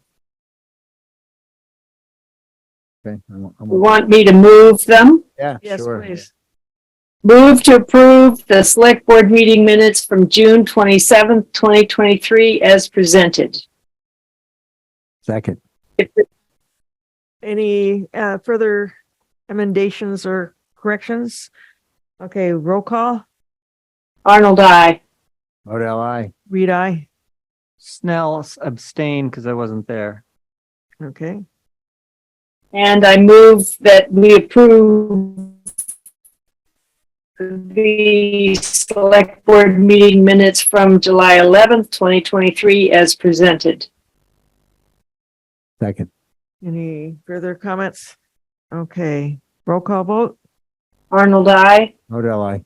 Reed, aye. Snell, I. Hey. Great. And warrants were in the packet Second. Right. and they were signed by Barney, and we got a memo from Moshe about their big, whatever they did. Community input. Oh, well, liaison reports.